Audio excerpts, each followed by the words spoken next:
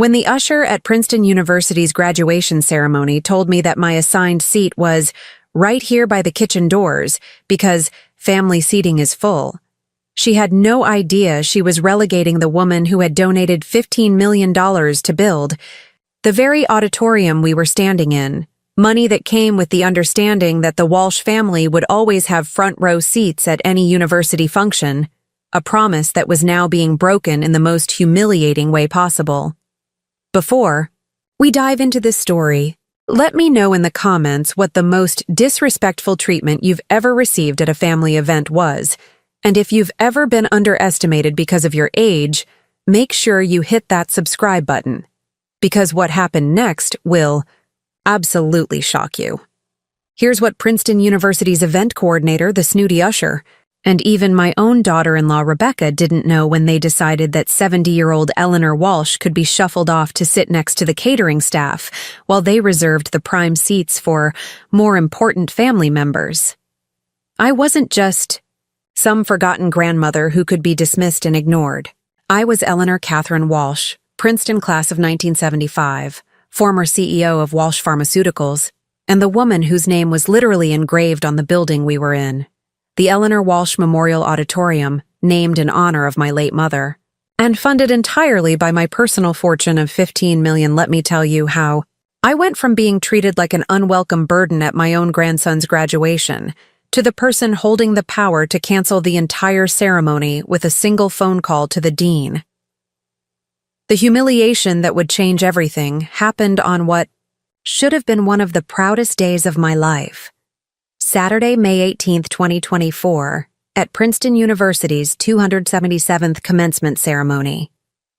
The morning had started with such promise as I prepared for the 3-hour drive from my townhouse in Manhattan's Upper East Side to Princeton, New Jersey, to watch my beloved grandson Michael Walsh Morrison graduate magna cum laude with a Bachelor of Science in Biomedical Engineering. Michael wasn't just any graduate to me. At 22 years old, he represented everything I had hoped for in the next generation of our family. Brilliant, hardworking, compassionate, and driven by a desire to use his engineering skills to develop medical devices that could help people with disabilities. Throughout his 4 years at Princeton, I had watched him excel academically while working 20 hours a week at the campus library to help cover his living expenses, despite his parents' comfortable income as a corporate lawyer and marketing executive. More than his academic achievements, though, Michael had maintained the kind of close relationship with me that had become increasingly rare in our family. While his parents, my son David and daughter-in-law Rebecca, had become caught up in the social climbing and material pursuits that seemed to define their suburban Connecticut lifestyle, Michael still called me every Sunday evening to tell me about his classes, his research projects, and his dreams of working for a company that developed prosthetic limbs for veterans. "Grandma Ellie," he had said during one of our recent calls, "I can't wait for you to be there when I graduate. You've been such an inspiration to me, especially knowing how you built Walsh Pharmaceuticals from nothing and proved that women could succeed in science and business. I hope someday I can make half the difference in the world that you have." Those words had meant more to me than Michael could have known. At 70, I had spent the past 5 years since my retirement feeling increasingly marginalized by a family that seemed to view me as a relic from another era rather than someone whose experience and wisdom might still have value. Michael's genuine respect and affection reminded me of why I had worked so hard to build something meaningful, not just for my own success, but to create opportunities and inspiration for the generations that would follow. The irony of what was about to happen at his graduation ceremony was almost breathtaking in its cruel perfection. I had arrived at Princeton University at 8:30 a.m., 2 hours before the ceremony was scheduled to begin, because I wanted to take photographs of the campus and the Eleanor Walsh Memorial Auditorium in the beautiful spring light. The auditorium, completed in 2019 after 2 years of construction, was a magnificent structure that had required meticulous planning and collaboration with Princeton's architects to ensure it met both the university's aesthetic standards and my specific requirements for honoring my mother's memory. My mother, Catherine Eleanor Walsh, had been Princeton class of 1948, one of only 12 women in her graduating class during an era when female students were barely tolerated at Ivy League institutions. She had gone on to become a pioneering researcher in pharmaceutical chemistry, developing several compounds that formed the foundation for medications still used today to treat autoimmune disorders. When she died in 2017 at the age of 91, I decided that her legacy deserved to be commemorated in a way that would inspire future generations of women in science. The $15 million I donated to build the auditorium wasn't just a financial contribution, it was a carefully structured gift that came with specific provisions designed to ensure that the Walsh family's connection to Princeton would be honored in perpetuity. The donation agreement, negotiated over months with Princeton's development office and board of trustees, included explicit language guaranteeing that members of the Walsh family would have access to reserved seating at any university function, held in the auditorium. The reserved seating wasn't just about comfort or prestige.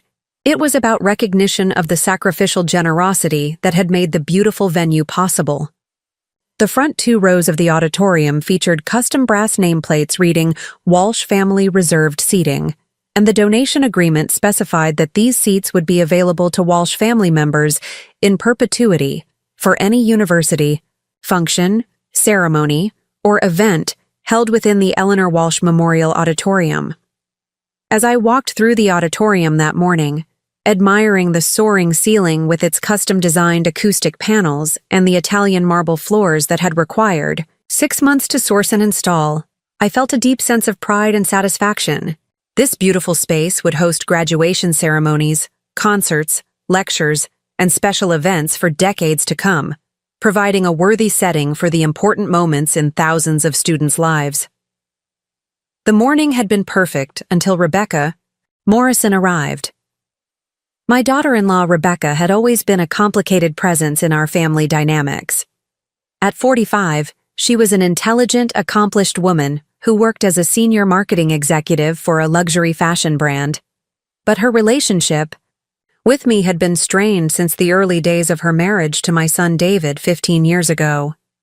Rebecca seemed to view me as competition for influence within the family rather than as a resource and support system, and over the years, she had become increasingly skilled at subtle manipulation designed to minimize my role in family decisions and events. Rebecca's approach to managing family relationships was to position herself as the central coordinator and decision-maker, gradually excluding others from planning processes while presenting herself as the person who was taking care of everything so that others didn't need to worry about details. It was a strategy that had allowed her to gain control over holiday celebrations, vacation planning, and major family events while maintaining the appearance of being helpful and organized. When she approached me in the auditorium lobby at 9:15 a.m., Rebecca was dressed in an expensive navy blue suit that probably cost more than most people's monthly salary, carrying a leather portfolio that suggested she was prepared for serious business rather than a casual family celebration. "Eleanor, I'm so glad you're here early," she said, her tone carrying the kind of forced cheerfulness that I had learned to recognize as a warning sign. "I wanted to talk to you about the seating arrangements before things get too hectic." "Of course," I replied, though I was immediately curious about why seating arrangements would require a private conversation. "I assume we'll be in the reserved section?" Rebecca's smile faltered almost imperceptibly. "Well, that's what I wanted to discuss. We've had some complications with the family seating, and I've had to make some adjustments to accommodate everyone. Who wanted to attend Michael's graduation?" "What kind of complications?" "David's brother Mark decided at the last minute that he wanted to bring his entire family. That's 5 people instead of the 2 we were expecting," Rebecca explained. "And my parents flew in from Arizona as a surprise, so we have 4 additional family members beyond what we originally planned for." I could see where this was heading, but I waited for Rebecca to explain her solution. "So I've rearranged the seating to make sure that the immediate family, David and me, my parents, Mark's family, are in the front section where they'll have the best view of Michael when he receives his diploma," she continued. I've found you a wonderful seat that will still give you a great view of the ceremony. Rebecca, you do realize that the front 2 rows are specifically reserved for Walsh family members? I said, keeping my voice calm despite the growing irritation. I felt it being managed like a problem to be solved. I understand that you have a special connection to the auditorium, Rebecca replied, her tone becoming slightly patronizing. But for Michael's graduation, we need to prioritize the seating for his immediate family members who have been most involved in his college experience. Most involved in his college experience. The phrase was carefully chosen to suggest that I had been a peripheral figure in Michael's life, rather than the grandmother who had attended his high school graduation, helped him with his college application essays, and quietly contributed $50,000 toward his Princeton tuition when Rebecca and David were complaining about the financial burden of Ivy League education. Rebecca, I think there may be some confusion about the seating arrangements, I said. The Walsh family reserved seating is designated specifically for members of our family, and it's not subject to reallocation based on attendance numbers. Rebecca's expression shifted to the look of patient tolerance that I had seen her use when dealing with what she considered unreasonable demands from people who didn't understand the practical constraints she was managing. Eleanor, I appreciate that you want to be close to the action, but we have a large family group to accommodate. And frankly, at your age, I thought you might be more comfortable in a seat that's easier to access and doesn't require squeezing. Past other people if you need to leave during the ceremony. At your age. Rebecca had just suggested that my age made me unsuitable for the reserved seating that was legally and contractually designated for my family, while simultaneously repositioning her desire to exclude me as consideration for my comfort and convenience. Where exactly is this alternative seating? I asked. Rebecca consulted her portfolio and pulled out a seating chart that looked like it had been prepared with the thoroughness of a corporate presentation. I've arranged for you to have a seat near the side aisle where you'll have easy access to restrooms and refreshments, she said, pointing to a location on the chart that was clearly marked as being adjacent to the catering setup area. It's actually a very strategic location, because you'll be able to see everything without being crowded by the larger family group. The location she was indicating was at least 30 rows back from the stage, positioned next to the area where the catering staff would be setting up coffee stations and preparing for the post-ceremony reception. It was, quite literally, the kind of seat that would typically be assigned to vendors or service staff, rather than honored family members. Rebecca, that seating assignment is completely unacceptable, I said, my voice remaining calm but carrying a firmness that I hoped would end this ridiculous conversation. I'll be sitting in the Walsh family reserved section, as specified in the donation agreement for this auditorium. Rebecca's mask of diplomatic reasonableness finally slipped, revealing the irritation and entitlement that had been building throughout our conversation. Eleanor, I understand that you're used to being the center of attention, but Michael's graduation is about him and his immediate family, not about accommodating every extended family member who thinks they deserve special treatment, she said, her voice rising slightly despite her obvious effort to maintain control. Every extended family member who thinks they deserve special treatment. Rebecca had just categorized me as an extended family member rather than Michael's grandmother, and the person whose financial generosity had made the very venue of his graduation ceremony possible. But before I could respond to Rebecca's outrageous redefinition of my role in the family, the situation became even more humiliating. A young woman wearing a Princeton University blazer and carrying a clipboard approached us with the kind of urgent efficiency that suggested she had been monitoring our conversation and had decided that intervention was necessary. "Excuse me, Mrs. Walsh," she said, addressing me with the polite but distant tone typically used with difficult guests who were disrupting carefully planned logistics. "I'm Jennifer Martinez, the event coordinator for today's ceremony. Mrs. Morrison has informed me that there's been some confusion about your seating assignment." "There's no confusion," I replied. "I'm Eleanor Walsh, and my family has reserved seating in the front section of this auditorium. Jennifer consulted her clipboard with theatrical thoroughness. Mrs. Walsh, I show that Mrs. Morrison submitted the seating arrangements for the Walsh-Morrison family group, and you're assigned to seat G47, which is in our general family seating area. Mrs. Morrison has explained that the front section needs to be reserved for immediate family members only. Mrs. Morrison submitted the seating arrangements for the Walsh-Morrison family group. In a single sentence, Jennifer had revealed that Rebecca had positioned herself as the primary family contact for graduation seating, effectively giving her the authority to override my contractual rights to reserved seating in the auditorium that I had funded. Jennifer, I think you need to check with your supervisor about the Walsh family reserved seating provisions, I said. There may be some institutional memory that hasn't been communicated to the event's planning staff.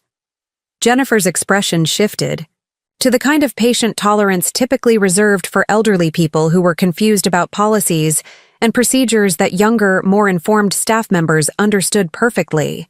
Mrs. Walsh, I've been coordinating graduation ceremonies for 3 years, and I'm very familiar with all of our seating policies, she said. The front section is reserved for immediate family members of graduating students, and those arrangements are made through the primary family contact.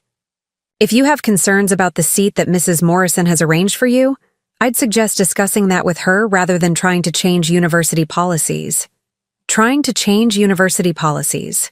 Jennifer had just accused me of attempting to manipulate institutional procedures rather than simply claiming the seating rights that were explicitly guaranteed in my donation agreement.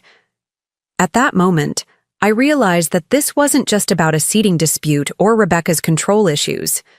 This was about institutional amnesia, family disrespect, and the systematic erasure of my contributions and status by people who either didn't know or didn't care about the sacrifices and generosity that had made their comfortable situations possible. Rebecca stood next to Jennifer with an expression of vindicated satisfaction, clearly pleased that university staff had validated her authority to make seating decisions and had positioned my objections as unreasonable demands from a difficult elderly relative.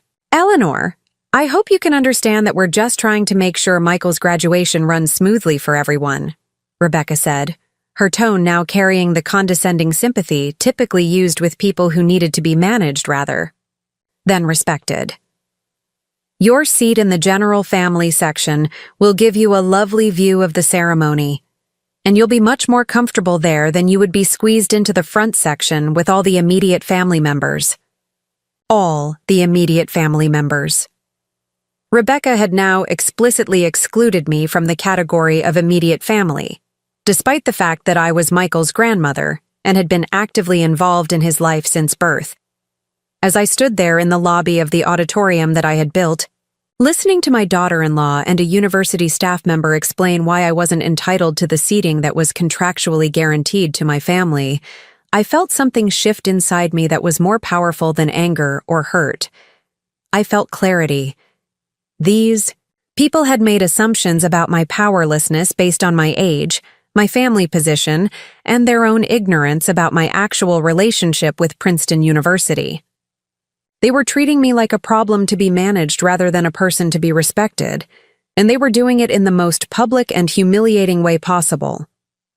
But what Rebecca and Jennifer didn't know, as they stood there congratulating themselves on their efficient handling of a difficult elderly relative, was that the woman they were dismissing had more influence over Princeton University than anyone else in that building. They didn't know that I was a member of Princeton's Board of Trustees, a position I had held for 8 years, and which gave me direct access to the university's president and senior administration. They didn't know that I was one of Princeton's largest living donors, with total contributions exceeding $23 million over the past decade for various academic programs, scholarships, and capital improvements. Most importantly, they didn't know that I had developed close personal relationships with Princeton's senior leadership over the course of my 50-year connection to the university, relationships that included not just financial support, but genuine friendship and mutual respect. Dean Patricia Whitmore had been a close friend for over 20 years. We had served together on multiple university committees, had collaborated on developing Princeton's Women in Science initiative, and had shared countless conversations about our experiences as women who had succeeded in male-dominated fields. Patricia had personally thanked me for the auditorium donation and had assured me that the Walsh family would always be honored guests at any Princeton function.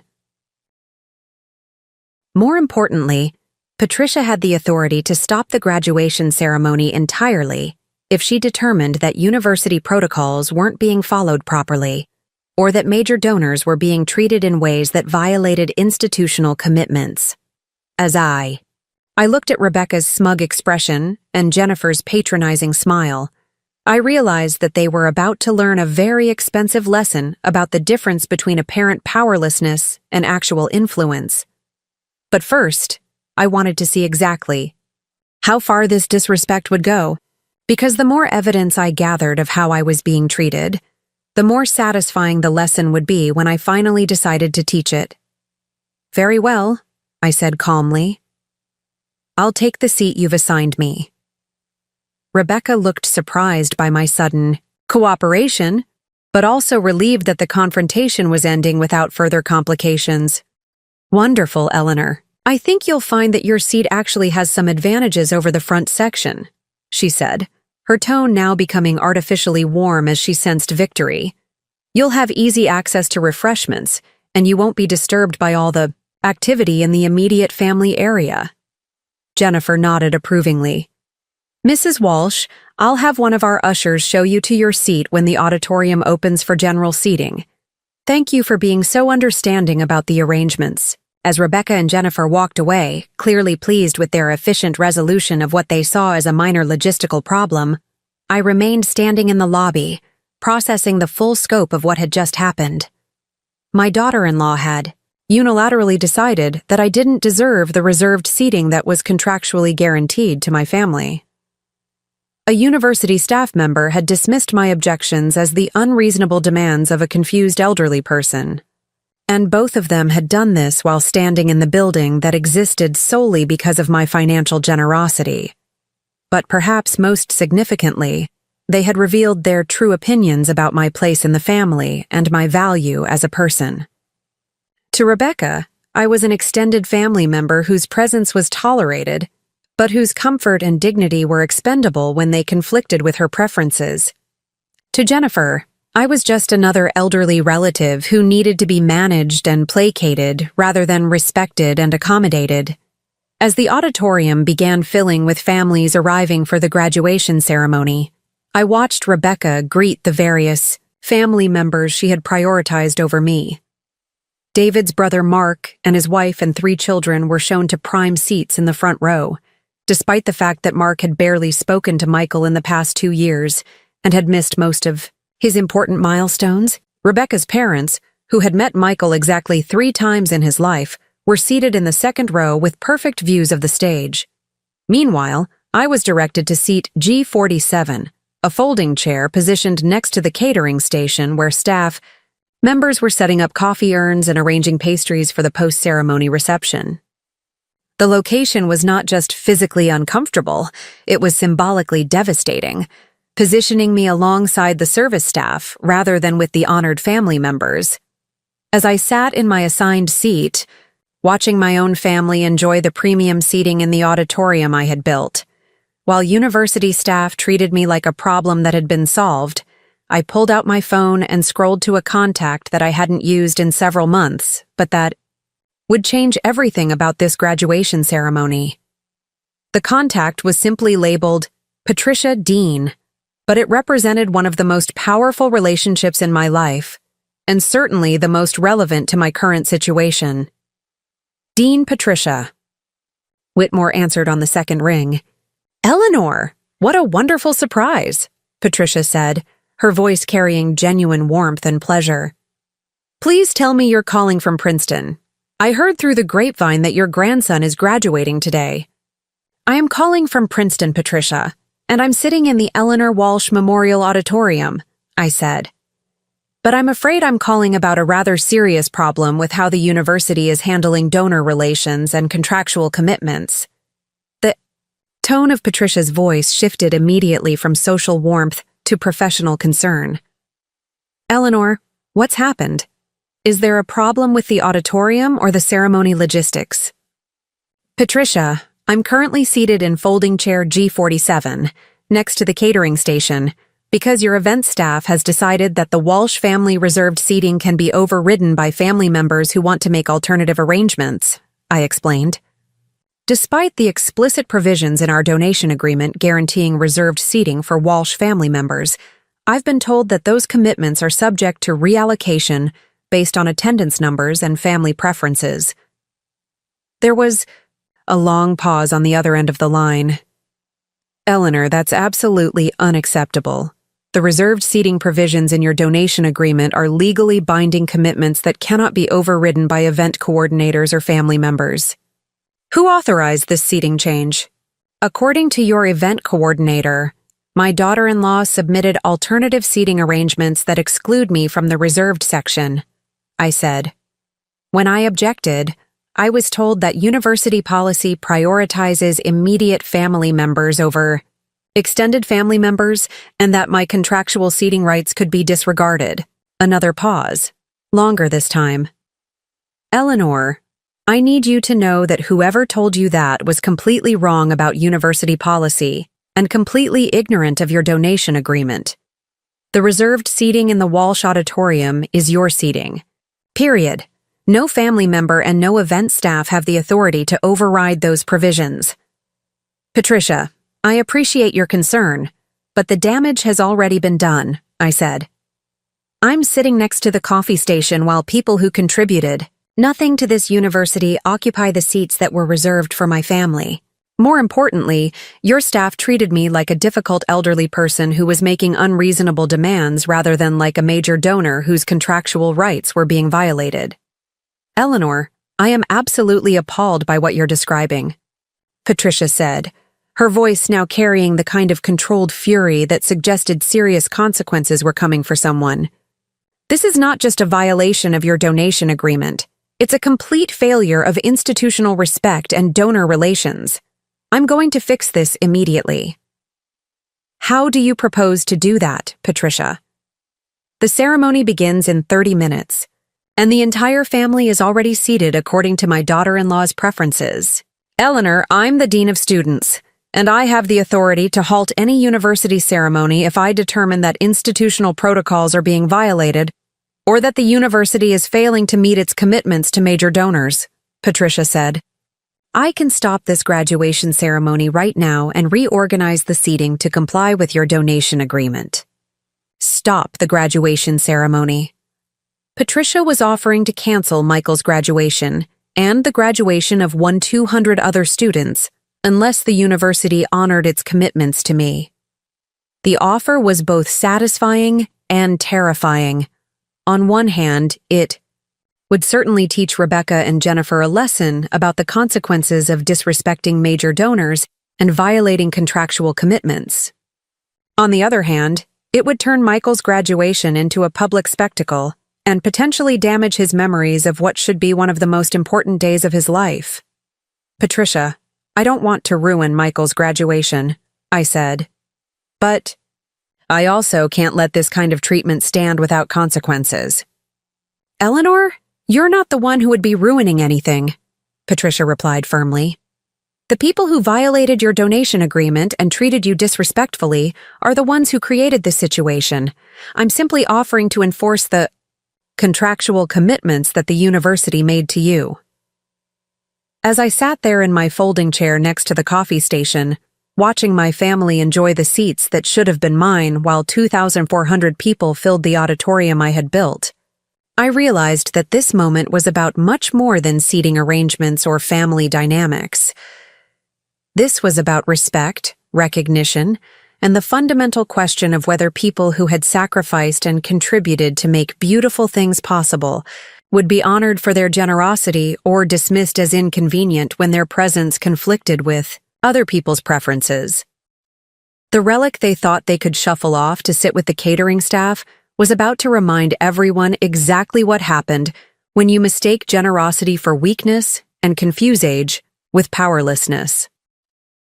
The graduation ceremony was about to become a very different kind of educational experience than anyone had planned. To understand how I ended up being treated like a discarded elderly relative by my own family while sitting in an auditorium that I had personally built, you need to know who Eleanor Catherine Walsh was before she became the target of her daughter-in-law's calculated dismissal and Princeton University's institutional amnesia. Because the woman they thought they could shuffle off to sit next to the coffee station wasn't just some forgotten grandmother clinging to past relevance. I was someone who had built a pharmaceutical empire from nothing, revolutionized women's opportunities in science, and accumulated the kind of strategic influence that could reshape entire institutions with a single conversation. My story begins in 1954, when I was born Eleanor Catherine Murphy in a modest two-bedroom apartment above Murphy's Corner Pharmacy in Camden, New Jersey. My father, Thomas Murphy, was a third-generation Irish immigrant who had inherited the small neighborhood pharmacy from his father and ran it with the kind of meticulous attention to detail and genuine care for customers that made him a trusted fixture in a working-class community where people often had to choose between buying groceries and filling prescriptions. My mother, Catherine Rose Murphy, was a registered nurse who had graduated from the top of her class at Camden General Hospital's nursing program in 1952, but who had been forced to quit her hospital position when she became pregnant with me because, married, women with children had no business taking jobs away from men who needed to support families. Instead, she used her medical knowledge to help my father transform our small pharmacy into something approaching a community health clinic, providing basic medical advice, monitoring blood pressure, and helping elderly customers manage complex medication regimens. The Murphy family wasn't wealthy by any stretch of the imagination, but we were rich in values that would shape every decision I would make for the next 70 years. Hard work wasn't just expected. It was a form of worship, a way of honoring the opportunities that previous generations had sacrificed to provide. Education wasn't a luxury or a social expectation. It was the foundation of freedom, the only thing that could lift a person above the circumstances of their birth and create possibilities that didn't exist for their parents. Integrity wasn't something you practiced when it was convenient. It was the core of your character, especially when maintaining it cost you something valuable. But perhaps most importantly, my parents taught me that true success wasn't measured by what you accumulated for yourself, but by what you made possible for others. Eleanor Catherine, my mother would say as we worked together in the pharmacy after school, counting pills and organizing inventory. Intelligence and opportunity are gifts that come with responsibilities. If you're blessed with advantages that other people don't have, you use those advantages to create opportunities for people who are still fighting for the chances you've been given. Growing up in Camden during the 1960s meant understanding that opportunities were limited, especially for women who had ambitions beyond marriage and motherhood. The town had exactly one female doctor, one female lawyer, and a handful of businesswomen who had inherited family enterprises rather than building their own. Most girls my age assumed they would marry local boys, raise children, and spend their lives within a 20-mile radius of where they were born. But my mother had different plans for me. Catherine Murphy had graduated from Princeton University in 1948 with a degree in chemistry, an almost unheard-of achievement for a woman from her background, and she was determined that her daughter would have educational opportunities that extended far beyond the limitations of small-town expectations. "Eleanor, your father and I are saving every penny we can to make sure you can go to college wherever you want to go," she would tell me as we sat at our kitchen table each evening, working through homework assignments that she had supplemented, with additional reading and laboratory experiments that we conducted using equipment borrowed from my father's pharmacy. But education is just the foundation. What you build on that foundation will determine whether you spend your life asking for opportunities or creating them for yourself and others. My mother's words proved prophetic in ways that neither of us could have anticipated when I was a gangly 14-year-old struggling with organic chemistry and dreaming of a world larger than Camden, New Jersey. I was an exceptional student, but more than that, I was a strategic thinker who understood that academic achievement was my pathway to a larger world where intelligence and determination could overcome the limitations of gender and economic background. By high school, I was class valedictorian, editor of the school newspaper, president of the science club, and the first student in Camden High School history to be accepted to Princeton University with a full academic scholarship.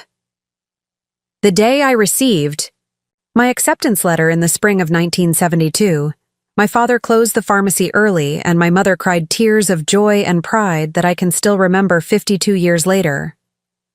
We celebrated at Rosario's Italian restaurant, the fanciest establishment in Camden, and I felt like I was embarking on a journey that would transform not just my life, but the possibilities for future generations of Murphy women. Princeton, in the early 1970s, was a revelation and a challenge in equal measure. I had never been surrounded by so many brilliant, ambitious people who assumed that intelligence should be developed and used to make meaningful contributions to society. For the first time in my life, being smart wasn't something that made me different or threatening. It was simply the baseline expectation for participation in academic and social life. But Princeton was also an institution where women were still viewed as experimental additions to a fundamentally male environment. The university had only begun admitting women as undergraduates in 1969, and by the time I arrived in 1972, the female student body numbered fewer than 200 in a total enrollment of over 4,000. We were pioneers in an environment that was simultaneously supportive of our intellectual ambitions and skeptical of our long-term commitment to careers that would compete with traditional family responsibilities. Majored in chemistry with a concentration in biochemistry, planning to attend medical school and eventually work in pharmaceutical research, developing medications for diseases that disproportionately affected women, conditions that had been historically understudied because medical research focused primarily on male subjects. The field of pharmaceutical chemistry was just beginning to recognize that drug development needed to account for biological differences between men and women, and I wanted to be part of the generation that would create more effective and safer medications for conditions like osteoporosis, autoimmune disorders, and hormonal imbalances. It was during my junior year at Princeton that I first encountered the research that would define my career and ultimately make my fortune. Professor Margaret Chen, one of only 3 female faculty members in Princeton's chemistry department, was conducting groundbreaking research on hormone replacement therapy, work that would eventually lead to safer and more effective treatments for menopausal symptoms and age-related hormonal deficiencies. Eleanor, you have the kind of analytical mind that could revolutionize pharmaceutical development, Professor Chen told me after I had spent a summer working in her laboratory, developing more precise methods for measuring hormone levels in blood samples. The pharmaceutical industry is on the verge of major breakthroughs in personalized medicine, but they need researchers who understand both the scientific principles and the business applications of new discoveries. Professor Chen's mentorship opened my eyes to the possibility of combining scientific research with entrepreneurial thinking, using laboratory discoveries as the foundation for building companies that could bring innovative treatments to market, while generating the resources needed to fund additional research and development. After graduating from Princeton in 1975 as the top student in the chemistry department, I faced a choice that would determine the trajectory of my entire career. I had been accepted to medical school at Johns Hopkins, which would have led to a traditional career as a physician researcher. But I had also been offered a position as a junior researcher at Merck & Co., where I could work on pharmaceutical development while learning about the business side of drug discovery and commercialization. I chose Merck, despite the concerns of advisors who worried that I was abandoning the more prestigious path of academic medicine for the uncertain world of corporate research. But I had already begun to understand that the fastest way to create meaningful change in healthcare was to develop products that could be manufactured and distributed at scale, reaching millions of patients rather than the hundreds I might treat as an individual physician. The next 8 years at Merck were simultaneously the most challenging and most educational period of my life. I worked on research teams developing new treatments for autoimmune disorders, collaborated with FDA regulators on clinical trial design, and learned how pharmaceutical companies made decisions about which research projects received funding and which potential treatments made it to market. But more importantly, I began to understand the business principles that determined success or failure in pharmaceutical development. Scientific brilliance wasn't enough. You needed to understand market dynamics, regulatory requirements, manufacturing constraints, and the complex financial calculations that determined whether a new drug would be profitable enough to justify the enormous costs of development and clinical testing. By 1983, I had been promoted to Senior Research Director at Merck, leading a team of 12 researchers working on hormone replacement therapies. But I had also begun to identify significant gaps in the market, medical conditions that affected millions of women, but that major pharmaceutical companies considered too risky or insufficiently profitable to pursue. The entrepreneurial opportunity that would change my life came when I discovered that my research team at Merck had developed a compound that showed remarkable promise for treating severe autoimmune conditions, but that Merck's executive team had decided not to pursue because the target patient population was considered too small to justify the development costs. Eleanor, you've done excellent work on this compound, but we've decided to focus our autoimmune research on conditions with larger patient populations, my supervisor explained during a meeting that would ultimately cost Merck hundreds of millions of dollars in lost revenue. Rheumatoid arthritis and lupus affect too few patients to make this compound commercially viable for a company of our size. Rheumatoid arthritis and lupus affected too few patients, only about 3.2 million Americans, most of them women who had limited treatment options and who suffered from progressive joint damage and organ complications that could be life-threatening. Merck was walking away from a potential treatment for millions of people because the profit margins weren't large enough to meet their corporate financial targets. That night, I went home to my small apartment in Princeton and made the decision. That would define the rest of my career. I was going to leave Merck, license the rights to the compound they were abandoning, and start my own pharmaceutical company focused on developing treatments for conditions that major corporations considered insufficiently profitable.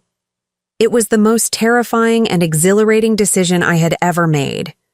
I was 29 years old, had $47,000 in savings, and was planning to compete against pharmaceutical giants with research budgets that exceeded the GDP of small countries. I had no business experience beyond what I had observed at Merck, no investors, and no guarantee that I could successfully navigate the regulatory approval process that could take years and cost millions of dollars. But I also had something that most pharmaceutical entrepreneurs lacked: deep scientific expertise in the specific compounds I was planning to develop, established relationships with FDA regulators from my work at Merck, and a clear understanding of an underserved patient population that desperately needed better treatment options. Walsh Pharmaceuticals was founded in January 1984 in a 1,200-square-foot laboratory space in Trenton, New Jersey, with startup capital of $75,000, my savings plus a small business loan that required my parents to use their house as collateral. For the first 2 years, I was the company's only full-time employee, conducting research during the day, writing FDA applications in the evenings, and spending weekends visiting rheumatologists and autoimmune specialists to understand exactly what kinds of treatments their patients needed most. The early years of Walsh Pharmaceuticals were a constant struggle against overwhelming odds. Pharmaceutical development requires enormous capital investments with no guarantee of success. Clinical trials can cost millions of dollars and take years to complete, and the vast majority of promising compounds ultimately fail to receive FDA approval. I was competing against companies with research budgets that were hundreds of times larger than my entire company's annual revenue. But I had advantages that I didn't fully appreciate until years later. As a woman-owned company developing treatments for conditions that primarily affected women, Walsh Pharmaceuticals attracted attention from investors who were looking for opportunities to support female entrepreneurs and address medical needs that had been historically neglected by male-dominated pharmaceutical companies. More importantly, my scientific background allowed me to make research and development decisions with a level of precision and efficiency that many larger companies couldn't match. While pharmaceutical giants often pursued multiple research tracks simultaneously, spreading their expertise across dozens of potential products, I could focus my company's entire scientific capacity on perfecting a single compound that I understood better than anyone else in the industry. The breakthrough that established Walsh Pharmaceuticals as a major player in the pharmaceutical industry came in 1989, when our first drug, WP1, a revolutionary treatment for rheumatoid arthritis, received FDA approval after 5 years of clinical trials that demonstrated remarkable effectiveness with minimal side effects. Unlike existing treatments that simply managed symptoms, WP1 actually slowed the progression of joint damage and allowed patients to maintain mobility and independence for years longer than had been possible with previous medications. The commercial success of WP1 exceeded even my most optimistic projections. Within 2 years of FDA approval, Walsh Pharmaceuticals was generating over $200 million in annual revenue, and WP1 had become the gold standard treatment for rheumatoid arthritis. But more importantly, we were receiving letters from patients whose lives had been transformed by access to a medication that allowed them to continue working, caring for their families, and pursuing activities that had become impossible due to the progression of their autoimmune condition. The success of WP1 provided Walsh Pharmaceuticals with the financial foundation needed to expand our research and development programs into other underserved medical conditions. Over the next 15 years, we developed and brought to market 6 additional medications for autoimmune disorders, hormonal imbalances, and age-related conditions that primarily affected women. By 2004, Walsh Pharmaceuticals had grown into a company with over 300 employees, annual revenues exceeding $800 million, and a research pipeline that included potential treatments for multiple sclerosis, fibromyalgia, and several rare genetic disorders. We had established ourselves as the leading pharmaceutical company focused on women's health issues, and our medications were being used by over 2 million patients worldwide. But the achievement I was most proud of wasn't financial. It was the Walsh Women in Science Foundation, which I established in 1995 to provide scholarships and research grants for female students pursuing careers in chemistry, biochemistry, and pharmaceutical research. The foundation had awarded over $50 million in educational support, helping hundreds of young women obtain the advanced degrees and research experience needed to succeed in fields where they remained significantly underrepresented. The decision to sell Walsh Pharmaceuticals came in 2019, when I was 65 years old and beginning to think about retirement and legacy planning. Several major pharmaceutical companies had been pursuing acquisition discussions for years, but I had always been reluctant to sell the company I had built from nothing into one of the most successful woman-owned businesses in American history. The offer that finally convinced me came from Biopharma International, a company that demonstrated genuine commitment to continuing Walsh Pharmaceuticals' focus on women's health research and maintaining our corporate culture of scientific excellence and social responsibility. The acquisition price of $2.8 billion reflected not just the commercial value of our existing products and research pipeline, but the strategic value of our specialized expertise and established relationships with patients, physicians, and regulatory agencies. More importantly, the acquisition agreement included provisions that would ensure the Walsh Women in Science Foundation would continue operating in perpetuity, with Biopharma International committing to contribute an additional $100 million to the foundation's endowment. The women's health research programs that had been the foundation of Walsh Pharmaceuticals would be expanded rather than discontinued, and the company's commitment to developing treatments for underserved patient populations would become part of Biopharma International's corporate mission.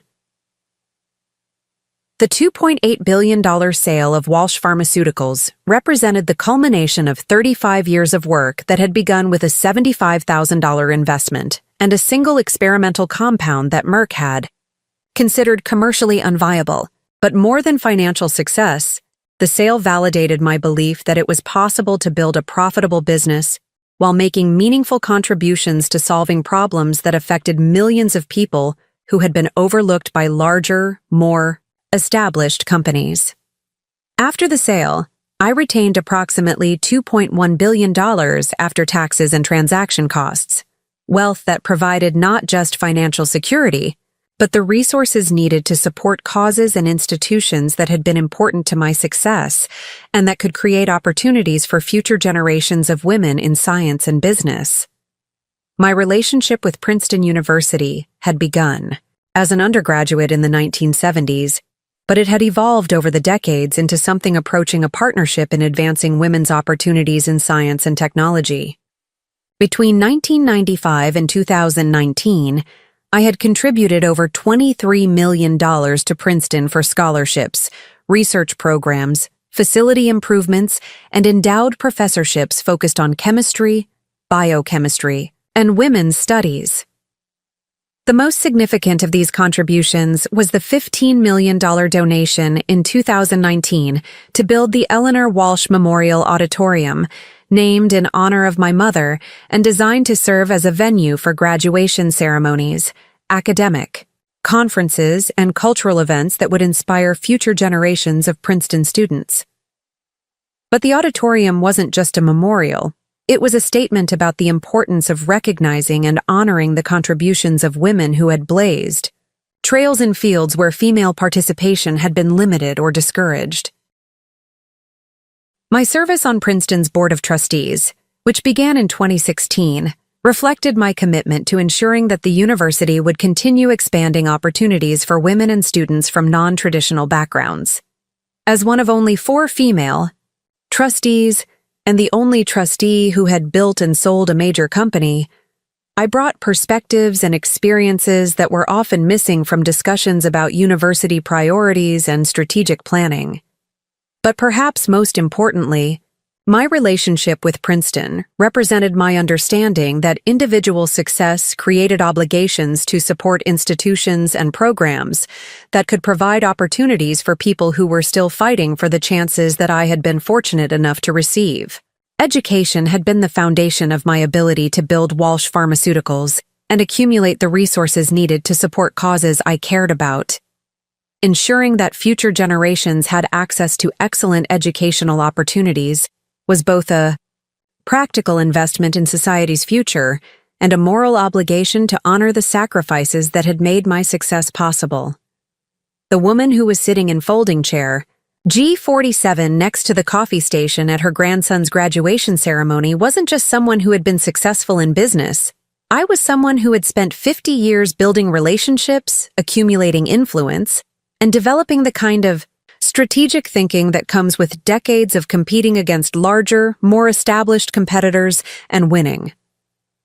My daughter-in-law Rebecca and Princeton's event coordinator Jennifer had made assumptions about my powerlessness based on my age and my apparent willingness to accept their seating decisions without confrontation.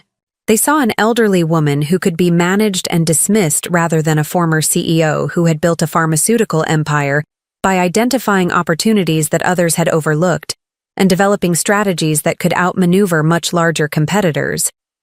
But what they were about to discover was that underestimating someone based on superficial characteristics, age, gender, apparent social position, was exactly the kind of strategic error that had allowed me to build Walsh Pharmaceuticals into a $2.8 billion company, while competitors who appeared more formidable failed to recognize emerging market opportunities.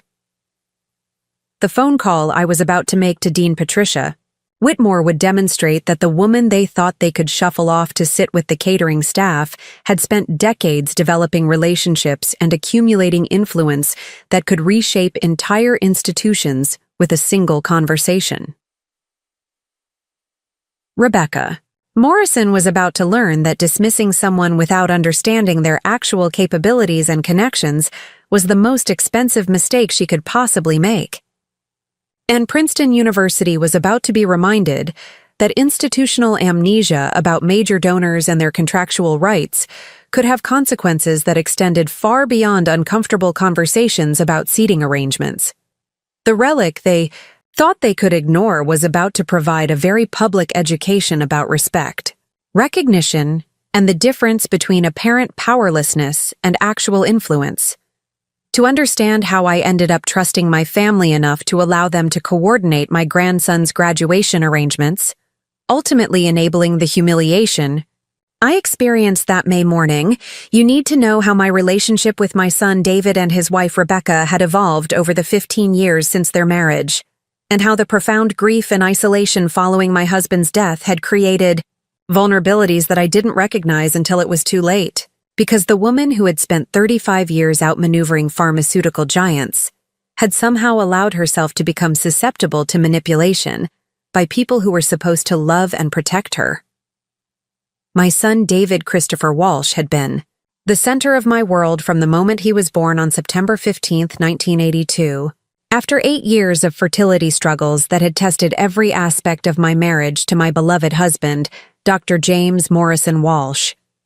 James, a distinguished cardiologist whom I had met during my early years at Merck, had been my partner, not just, in marriage, but in building the vision and values that would guide Walsh Pharmaceuticals through its most challenging and successful years. The fertility journey that preceded David's birth had been devastating in ways that people who haven't experienced it can't fully understand. Month after month of hope, followed by disappointment. Medical procedures that were both expensive and emotionally exhausting, and the constant question of whether we would ever have the family that we had always assumed would be a natural part of our lives together. When David finally arrived, healthy, perfect, and absolutely worth every moment of the struggle it had taken to bring him into the world, James and I approached parenthood with a level of gratitude and intentionality that shaped every decision we made about his upbringing. We weren't just raising a child, we were stewarding a gift that we had never taken for granted. Eleanor, James would say as we watched 3-year-old David conducting elaborate experiments with his building blocks, this little boy is going to change the world someday. Our job is to give him the foundation he needs to do whatever good he's meant to accomplish.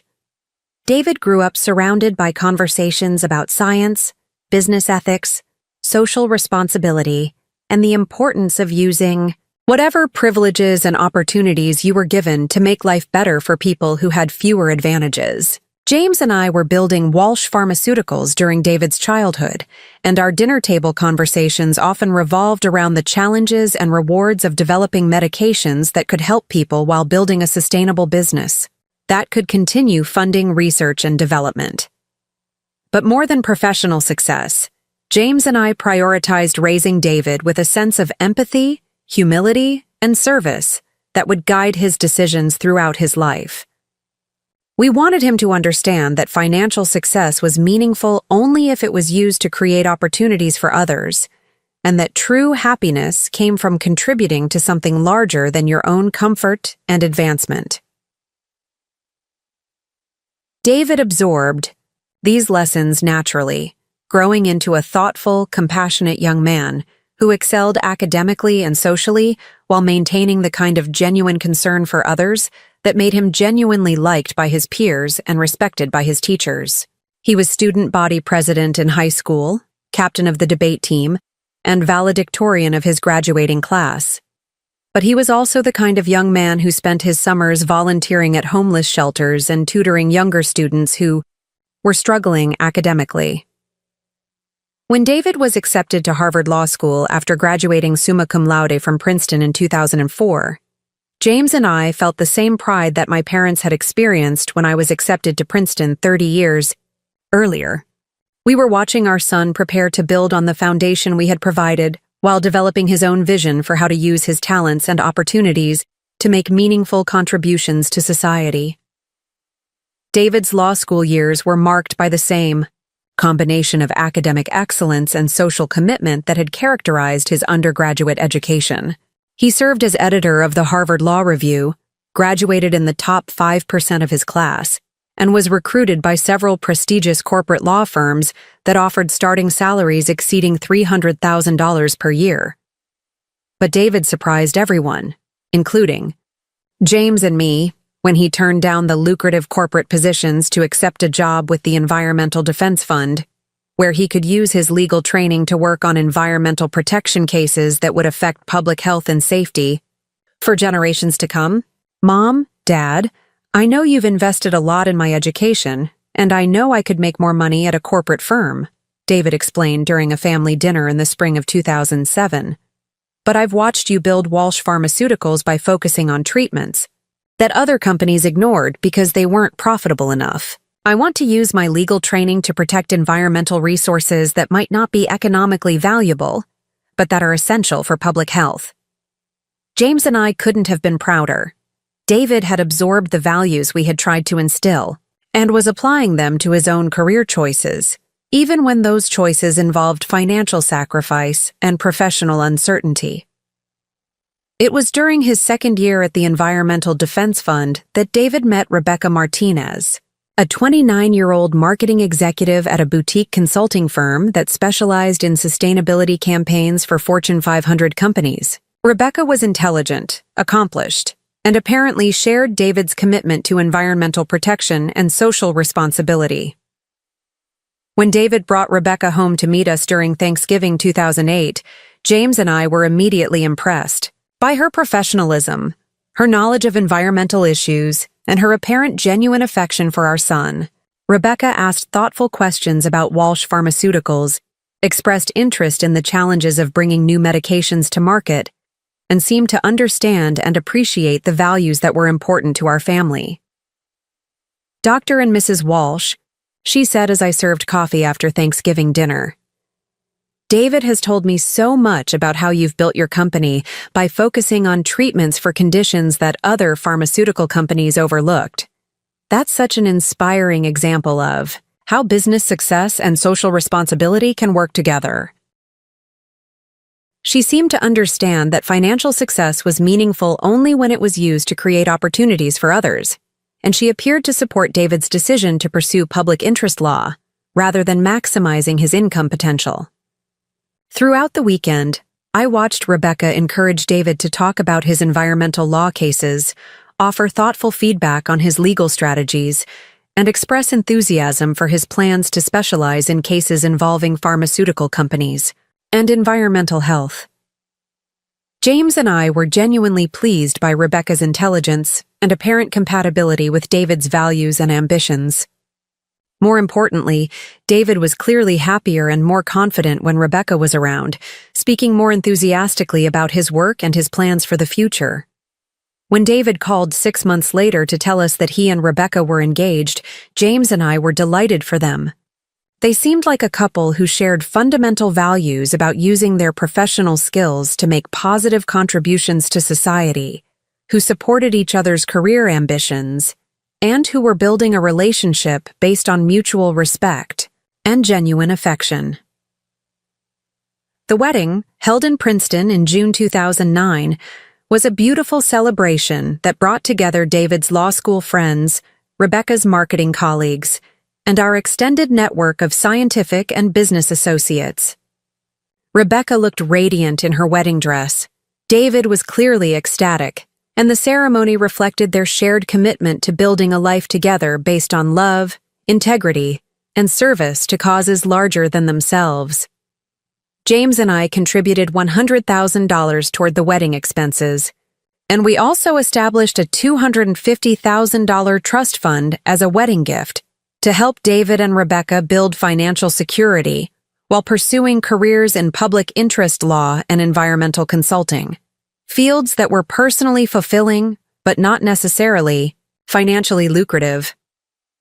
The first few years of David and Rebecca's marriage seemed to fulfill all of our hopes for their happiness and success. David was promoted to senior attorney at the Environmental Defense Fund and was leading high-profile cases involving pharmaceutical pollution and chemical contamination that affected public health. Rebecca's consulting firm was growing rapidly, and she was developing sustainability strategies for major corporations that wanted to improve their environmental performance. They purchased a beautiful colonial house in Westfield, New Jersey, close enough to David's office in Manhattan that he could commute by train while living in a community that offered the kind of suburban lifestyle that they both wanted. The house needed some renovation work, which David approached as an opportunity to implement sustainable design principles while creating a home that reflected their personal style and environmental values. James and I visited regularly during those early years, helping with renovation projects, hosting holiday celebrations, and watching David and Rebecca build the kind of life that we had always hoped our son would create. Rebecca seemed to be thriving in her role as wife and homemaker, developing friendships with other young professionals in their neighborhood while maintaining her successful consulting career. When Michael was born in August 2011, completing their family with a healthy, beautiful baby who inherited David's thoughtful expression and Rebecca's determined chin, James and I felt like we were watching our deepest dreams come to fruition. David was succeeding professionally while maintaining his commitment to meaningful work. Rebecca was balancing motherhood with her own career ambitions, and Michael was growing up in an environment of love, financial stability, and intellectual stimulation. But looking back now, I realize that the early signs of Rebecca's true character were present even during those seemingly happy years, though they were subtle enough that James and I attributed them to the normal stresses of new parenthood and career building rather than to fundamental character flaws that would eventually create serious problems for our family. Rebecca had always been somewhat materialistic and status-conscious, but during the early years of their marriage, her focus on designer clothes, expensive home furnishings, and luxury experiences seemed like harmless preferences rather than compulsive needs that would eventually create financial and emotional pressures on their relationship. She had a way of making comments about friends who had moved to larger houses in more prestigious neighborhoods, about private schools that successful families chose for their children, and about vacation destinations and cultural activities that were standard among their social circle.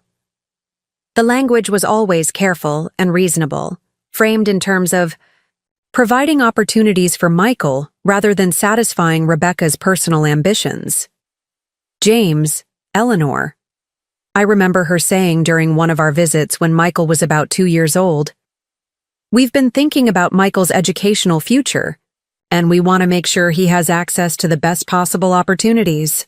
The public schools in Westfield are good, but we're researching private schools that might provide more individualized attention and stronger preparation for college. Private schools that cost $35,000 per year, in addition to the mortgage, property, taxes, and living expenses that were already stretching David's public interest salary."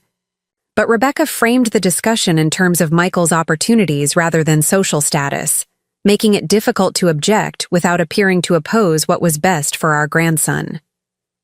Similarly, Rebecca began making comments about their house, how the neighborhood was perfectly fine for a young family just starting out, but how they would eventually want to move somewhere that offered better long-term investment potential and stronger community resources for raising children. Better long-term investment potential meant houses that cost $800,000 or more in communities where the average family income was well above what David could earn as an environmental attorney. But again, Rebecca's language was careful to frame these desires in terms of practical considerations and Michael's welfare rather than her own social ambitions. The financial pressures that Rebecca's expectations created became more apparent as Michael grew older, and her vision for their family's lifestyle became more expensive and elaborate. David's salary at the Environmental Defense Fund, while respectable for public interest work, couldn't support the kind of life that Rebecca seemed to expect: private school tuition, luxury vacations, expensive cars, and a house in one of New Jersey's most prestigious communities. I began to notice that David seemed increasingly stressed and tired during our visits, often working late evenings and weekends on cases that demanded enormous amounts of research and preparation. When I asked him about his workload, He explained that he was taking on additional consulting projects to supplement his Environmental Defense Fund salary. Mom, Rebecca, and I want to make sure Michael has every possible advantage, and that requires some financial sacrifices on my part, he said during one of our conversations. I'm doing some consulting work for corporate law firms on environmental compliance issues. It pays well, and it allows me to maintain my public interest work while also building the financial security that our family needs. Consulting work for corporate law firms. Exactly the kind of work that David had rejected when he graduated from law school because it conflicted with his environmental advocacy. But Rebecca's expectations had created financial pressures that made it difficult for David to maintain his idealistic career choices without supplemental income from the corporate sector he had originally avoided. The transformation in David's career trajectory was gradual but unmistakable. By 2015, he was spending more time on corporate consulting than on Environmental Defense Fund cases, and his enthusiasm for environmental law seemed to be diminishing as financial pressures consumed more of his time and energy. When David finally left the Environmental Defense Fund in 2016 to join Harrison, Caldwell and Associates, one of Manhattan's most prestigious corporate law firms, I felt a profound sadness that went beyond disappointment about his career choices. I was watching my son abandon the values and commitments that had defined his identity for almost 30 years, apparently because his wife's lifestyle expectations couldn't be satisfied on a public interest salary. David, are you sure this is what you want? I asked during a family dinner where he announced his career change. You've spent 8 years building expertise in environmental law and making real contributions to protecting public health. Mom, I'm not abandoning environmental work, David replied, though his explanation seemed more defensive than confident. Harrison Caldwell has a strong environmental compliance practice, and I'll be helping corporations develop more sustainable business practices. It's just a different approach to the same goals. Different approach to the same goals, except that instead of holding corporations accountable for environmental violations, David would now be helping them avoid accountability while maintaining the appearance of environmental responsibility. The transformation was both professionally and morally devastating to watch. But perhaps more concerning than David's career changes was the gradual shift in how Rebecca treated James and me. During the early years of their marriage, Rebecca had been warm, respectful, and apparently grateful for our support and involvement in their lives. But as David's income increased and their lifestyle became more elaborate, Rebecca seemed to view us more as intrusive presences who complicated her efforts to establish herself as the central authority in their family's decisions. The changes were subtle at first: phone calls that became less frequent and more superficial, invitations to family events that came with more conditions and restrictions, conversations that felt more formal and transactional rather than warm and familial. Most troubling of all, I began to feel like Rebecca was actively working to limit our time with Michael, using scheduling conflicts and parenting decisions to reduce our involvement in his daily life, while positioning herself as the primary influence on his development and education. Eleanor James, I hope you understand that Michael's schedule is getting more demanding as he gets older, Rebecca explained when we asked about visiting for his birthday celebration. Between school, tutoring, music lessons, and sports activities, we have to be very strategic about family time and social commitments. Strategic about family time, as if spending time with his grandparents was a social commitment that needed to be managed rather than a family relationship that should be nurtured and prioritized. But James and I attributed these changes to the normal evolution of family dynamics as young parents became more confident and established in their own decision-making. We assumed that Rebecca's increasing distance was a temporary adjustment, rather than a deliberate strategy to marginalize our influence and involvement in Michael's life.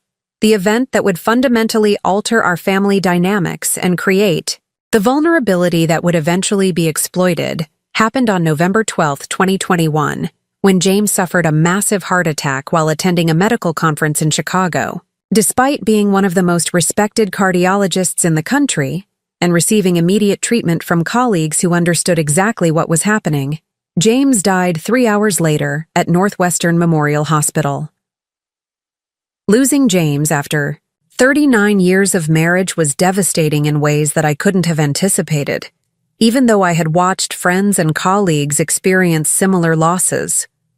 James hadn't just been my husband, he had been my closest advisor, my emotional anchor, and the person who had helped me navigate every major decision in my personal and professional life for nearly 4 decades. More than the personal grief, James's death left me feeling profoundly isolated and uncertain about my place in a world that we had built together, but that now felt foreign and overwhelming without his presence and perspective. The immediate aftermath of James's death was a blur of funeral arrangements, legal procedures, and the overwhelming logistics of managing a shared life that had suddenly become a solitary existence.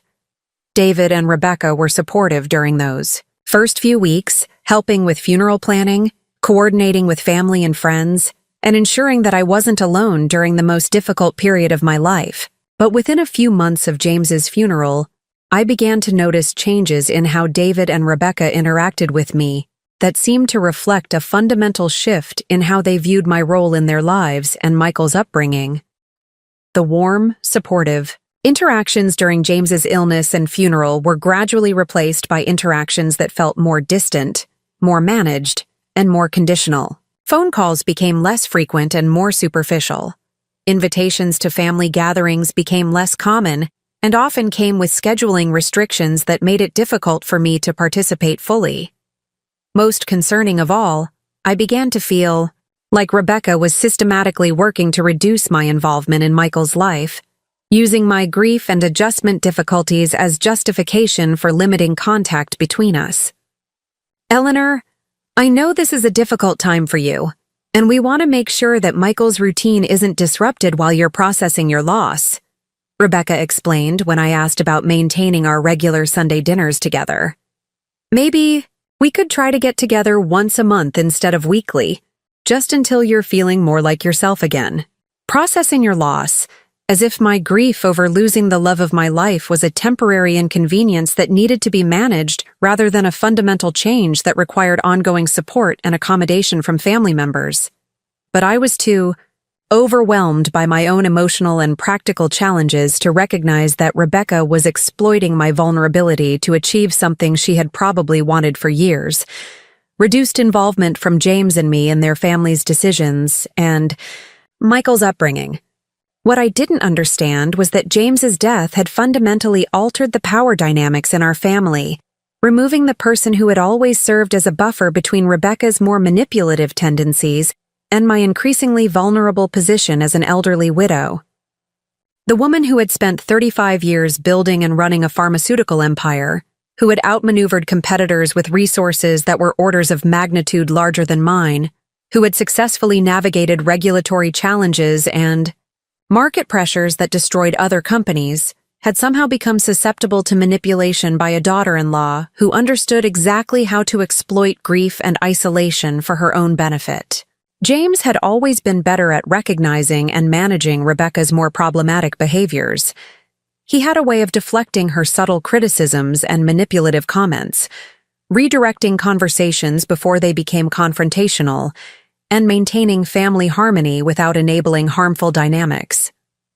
Eleanor, he had said during one of our private conversations about Rebecca's increasing control over family decisions, some people show love by trying to control everything around them. Rebecca shows love by managing situations and people to create the outcomes she thinks are best.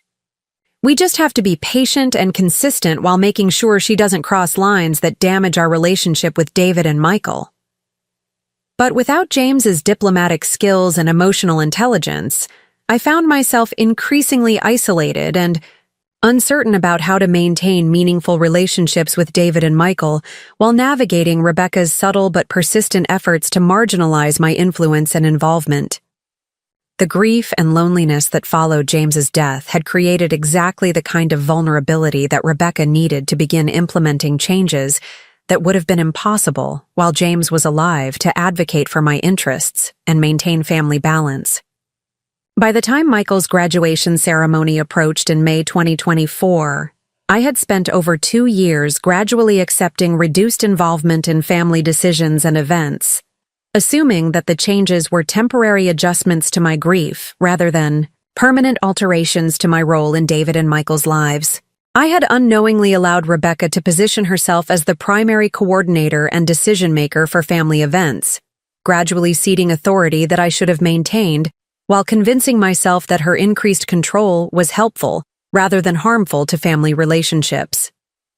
The woman who had built Walsh Pharmaceuticals by recognizing patterns of behavior that others missed, who had successfully identified and countered competitive threats before they could damage her business, who had spent decades developing strategic thinking that allowed her to anticipate and prepare for challenges, had somehow failed to recognize that she was being systematically marginalized by someone who was supposed to love and support her.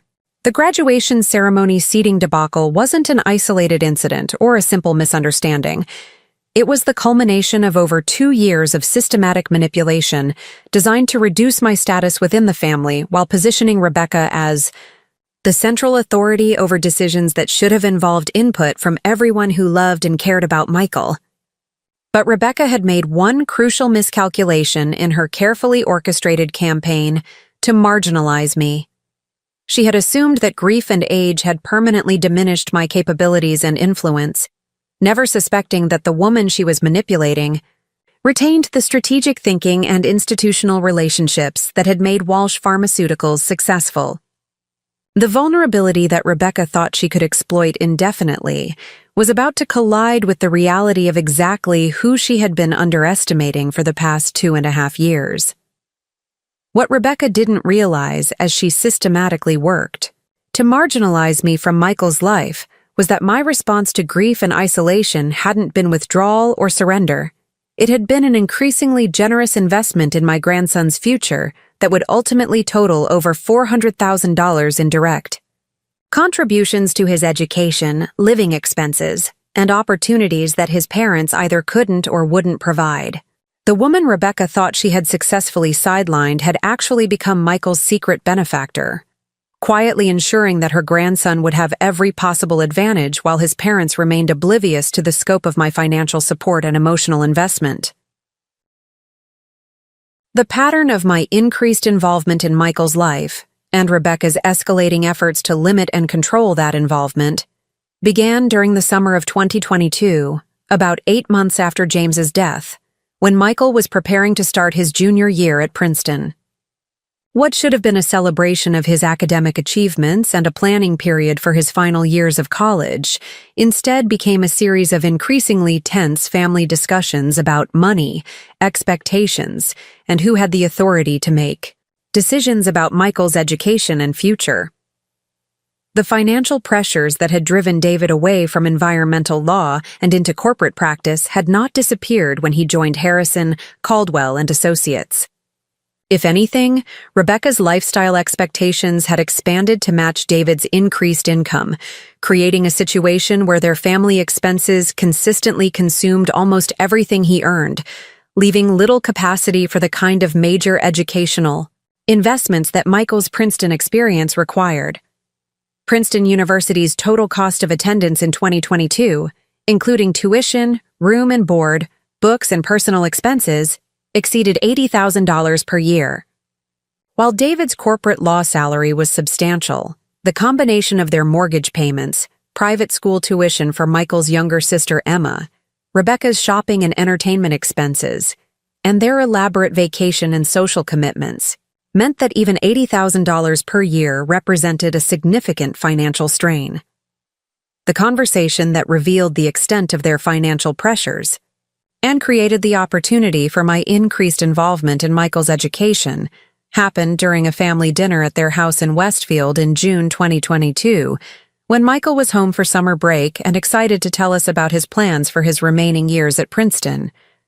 "Grandma Ellie, I've been talking to my professors about graduate school possibilities," Michael said, his face lighting up with the enthusiasm that always reminded me of David at the same age. "Dr. Rodriguez thinks I should consider applying to PhD programs in biomedical engineering, especially programs that focus on developing assistive technologies for people with disabilities. Michael's academic interests had evolved during his Princeton years from general engineering toward the specific goal of using his technical skills to create devices and systems that could improve the lives of people with physical limitations, prosthetic, limbs with enhanced functionality, mobility aids that could adapt to different environments, communication devices for people with speech or hearing impairments.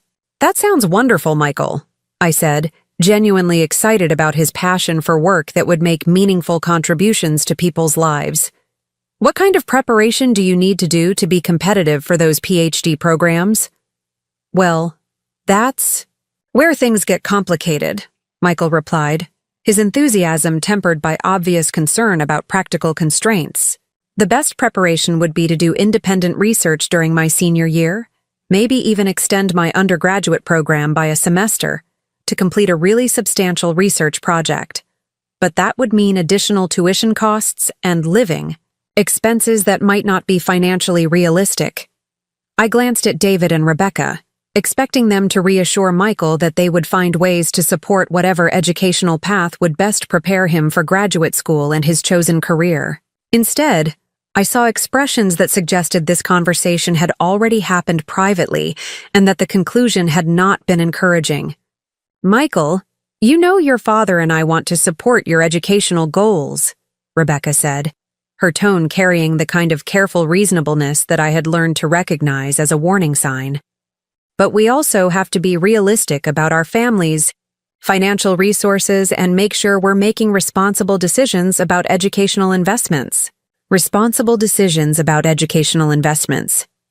Rebecca was suggesting that supporting Michael's research interests and graduate school preparation might be financially irresponsible, despite the fact that David's income placed their family in the top 5% of American households.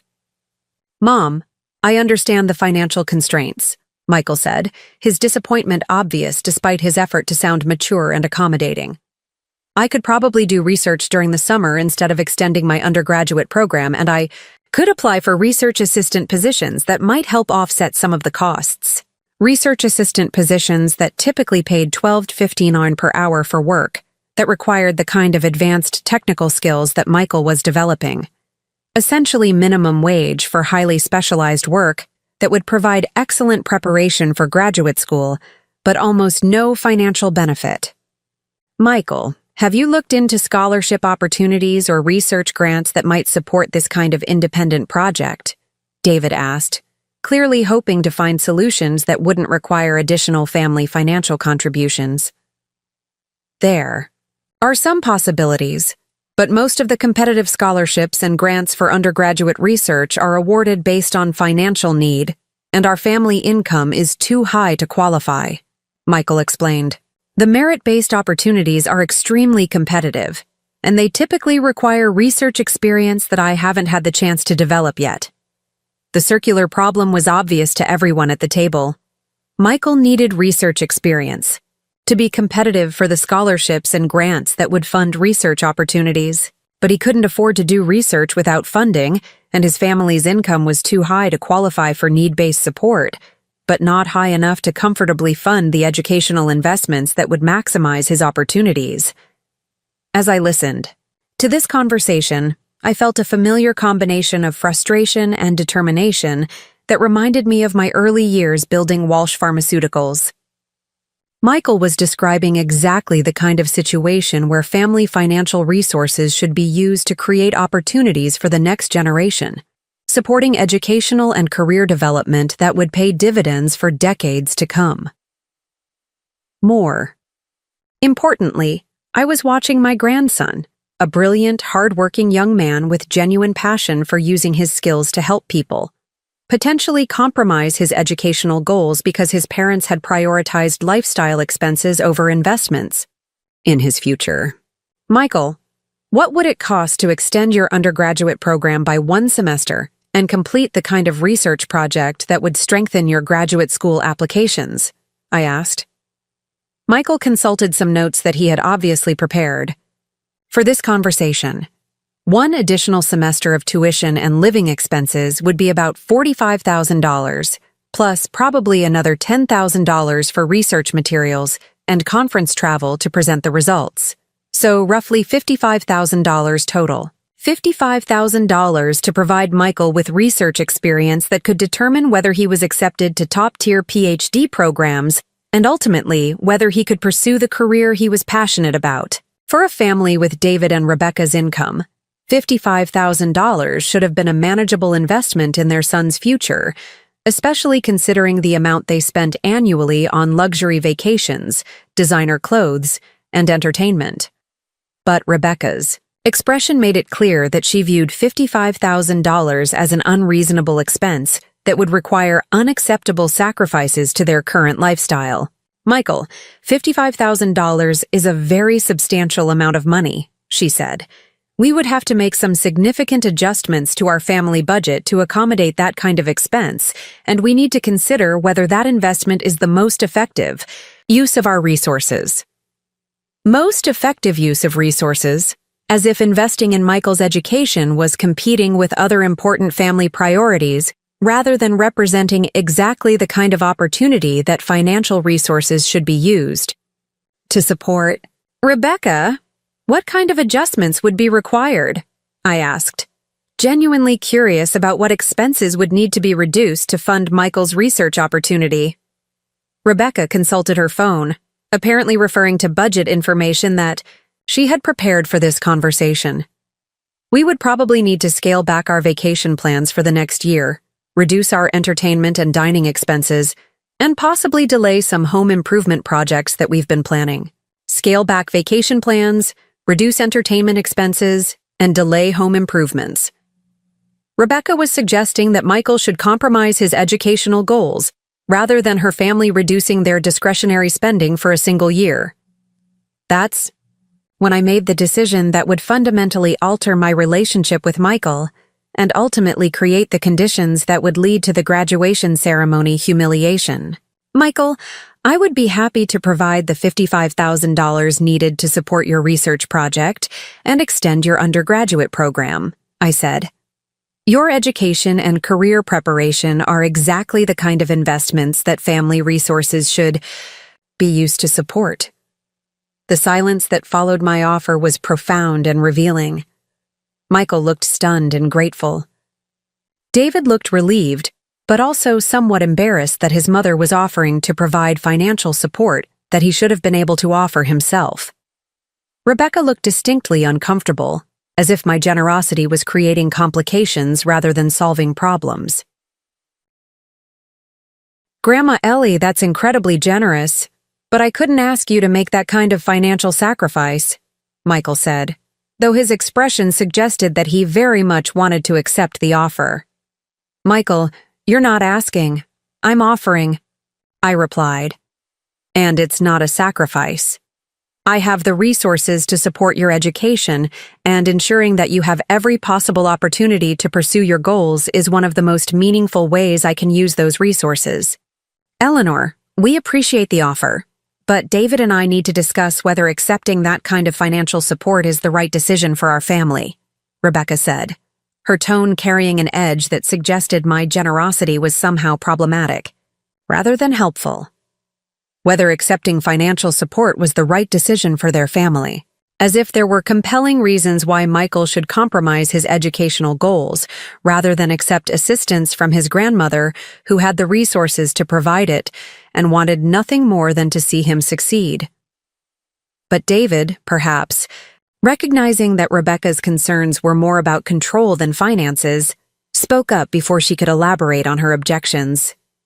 Mom, if you're serious about this offer, it would make an enormous difference for Michael's graduate school preparation, he said. We accept, and we're incredibly grateful for your support.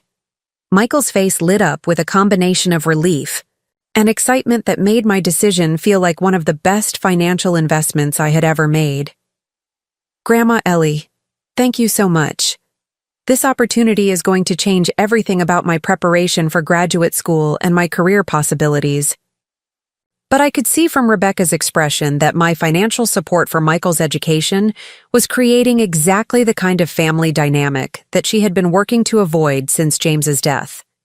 Increased involvement from me in major family decisions and direct relationships between Michael and me that didn't require her coordination or approval. Over the following months, as Michael began planning his extended undergraduate research project, I became increasingly involved in his academic and career development in ways that bypassed Rebecca's efforts to manage and limit my influence. Michael called me regularly to discuss his research progress, asked for advice about graduate school applications, and included me in decisions about conference presentations and academic opportunities. More importantly, I discovered that Michael's financial needs extended far beyond the research project funding. Princeton's high cost of living, combined with textbook expenses, technology requirements, and social activities that were essential for networking and professional development, created ongoing financial pressures that David and Rebecca were either unable or unwilling to address. Rather than ask his parents for additional support that might require them to reduce their lifestyle expenses, Michael had been working 20 hours per week at the campus library, taking out student loans to cover living expenses and skipping social and professional activities that he couldn't afford. When I learned that Michael was compromising his academic performance and social development because of financial constraints that I could easily address, I made the decision to provide comprehensive support for all of his Princeton-related expenses. Michael, I want you to quit your library job and focus entirely on your studies and research, I told him during one of our phone conversations. I'll provide a monthly allowance that covers all of your living expenses, textbooks, technology needs, and social activities. Your only job should be getting the best possible education and preparing for graduate school. The monthly allowance I established for Michael was $3,500, enough to cover his apartment rent, meal plans, books, technology, clothing, and entertainment, without requiring him to work or take out additional student loans. Over the course of his final 2 years at Princeton, this support would total approximately $84,000, bringing my total investment in Michael's education to nearly $140,000. But more than the financial support, I began developing a close mentoring relationship with Michael that reminded me of the conversations I had shared with David during his college and law school years. Michael was genuinely interested in my experiences building Walsh Pharmaceuticals, asked thoughtful questions about entrepreneurship and innovation in healthcare, and seemed to appreciate the lessons I had learned about using professional success to create opportunities for others. Grandma Ellie, I've been thinking about our conversation about patent law and innovation incentives, Michael said during one of our weekly phone calls. Do you think there are ways to structure patent protections that would encourage innovation in assistive technologies while ensuring that people with disabilities can afford the devices they need? These conversations were intellectually stimulating and emotionally rewarding in ways that I hadn't experienced since James's death. Michael's questions and insights reminded me that my knowledge and experience remained valuable and relevant, even as I navigated the challenges of aging and widowhood. But my increased involvement in Michael's life and my direct financial support for his education created exactly the kind of independent relationship that Rebecca had been working to prevent. Michael was now calling me regularly, asking for my advice on important decisions, and developing personal and professional connections with me that didn't require Rebecca's coordination or approval. Rebecca's response to this development was to escalate her efforts to limit and control my involvement in family activities and decisions. The tactics she employed were subtle but systematic, designed to reduce my access to Michael and my influence over family events, while maintaining the appearance of normal family relationships. The first sign of Rebecca's increased efforts to marginalize me came during the planning for Michael's 21st birthday celebration in August 2022. What should have been a simple family gathering became a complex negotiation about guest lists, locations, timing, and the scope of my involvement in organizing and hosting the event. Eleanor, I know you want to be involved in Michael's birthday celebration, But we've decided to keep it small and simple this year, Rebecca told me during a phone call about party planning. Just immediate family and a few of Michael's closest friends. We thought we'd have a casual barbecue at our house rather than anything elaborate. Small and simple meant a guest list that would be carefully controlled by Rebecca, a location where she would be the host and primary organizer, and a format that would minimize opportunities for me to demonstrate my close relationship with Michael, or my generous support for his education. Rebecca, I'd be happy to help with organizing the party or hosting it at my apartment if that would be more convenient, I offered. I have space for a larger group, and I could arrange catering that would be more elegant than a backyard barbecue. That's very generous, Eleanor, but we really want to keep this celebration low-key and family-focused, Rebecca replied. Michael is at an age where he probably prefers casual gatherings with friends rather than formal events with extended family. Extended family. Rebecca had repositioned me from Michael's grandmother and primary financial supporter to extended family, whose presence might not be welcome at his birthday celebration. But more problematic than the party planning restrictions was Rebecca's systematic effort to limit my direct communication with Michael. She began intercepting my phone calls, claiming that Michael was too busy with studies to talk, but that she would be happy to pass along messages. She suggested that my weekly calls were creating additional stress for Michael during demanding academic periods and that I should coordinate with her before contacting him directly. Eleanor, I know you enjoy your conversations with Michael, but he's under a lot of pressure this semester with his research project and graduate school applications, Rebecca explained during one of many similar conversations. Maybe we could set up regular monthly calls so that he knows when to expect to hear from you and can plan accordingly.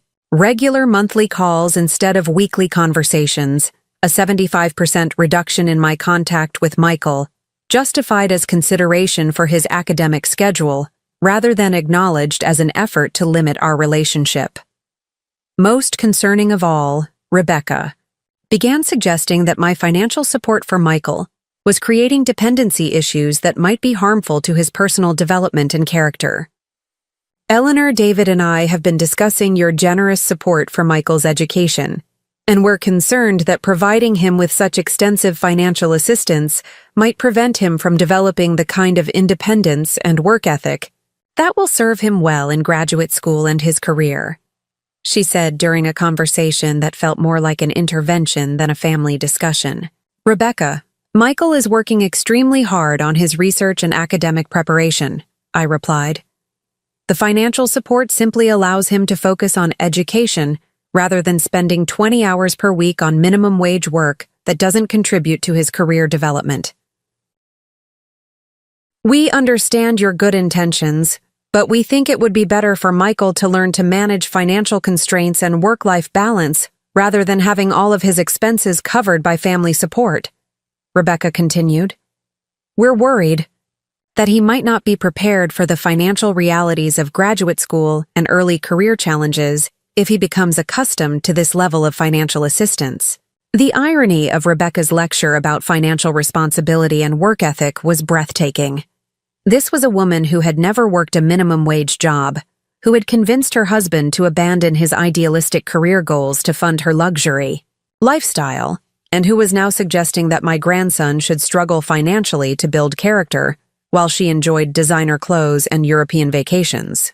But more than irony, Rebecca's arguments revealed her true concern. My financial support for Michael was creating a direct relationship between us that didn't require her permission or involvement, and my influence over his opportunities and decisions was growing stronger rather than weaker as she had planned. The escalation of Rebecca's control efforts reached a new level during the spring of 2023, when Michael was applying to graduate schools and preparing to present his research at academic conferences. This should have been a period of celebration and family support as Michael achieved the academic success that my financial investment had made possible. Instead, it became a series of conflicts about my involvement in his achievements and my plans to attend his presentations and graduate school visits. Eleanor, I know you're excited about Michael's conference presentation at MIT, but we think it would be better if just David and I attend, Rebecca told me when I asked about travel arrangements for the conference where Michael would be presenting his research to potential graduate school advisors.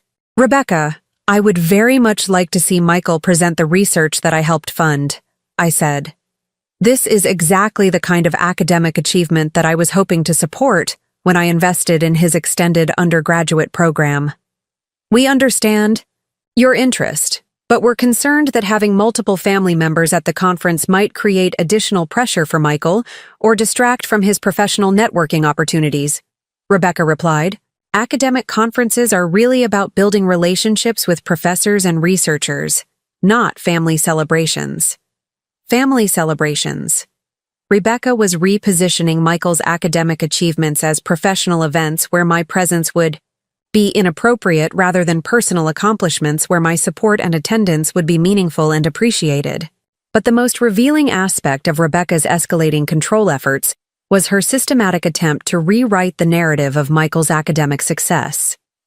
In conversations with friends, family members, and academic contacts, Rebecca began describing Michael's achievements as the result of his parents' support and guidance, while minimizing or completely omitting my financial contributions and mentoring involvement. We're so proud of Michael's research success, I heard Rebecca telling a family friend during a social gathering. David and I have worked hard to provide him with every possible educational opportunity, and it's wonderful to see him taking advantage of the foundation we've built for him. David and I have worked hard to provide educational opportunities. Rebecca was claiming credit for investments that I had made while positioning herself and David as the primary architects of Michael's academic success. When I attempted to correct these misrepresentations by mentioning my support for Michael's research project, Rebecca's response was swift and revealing.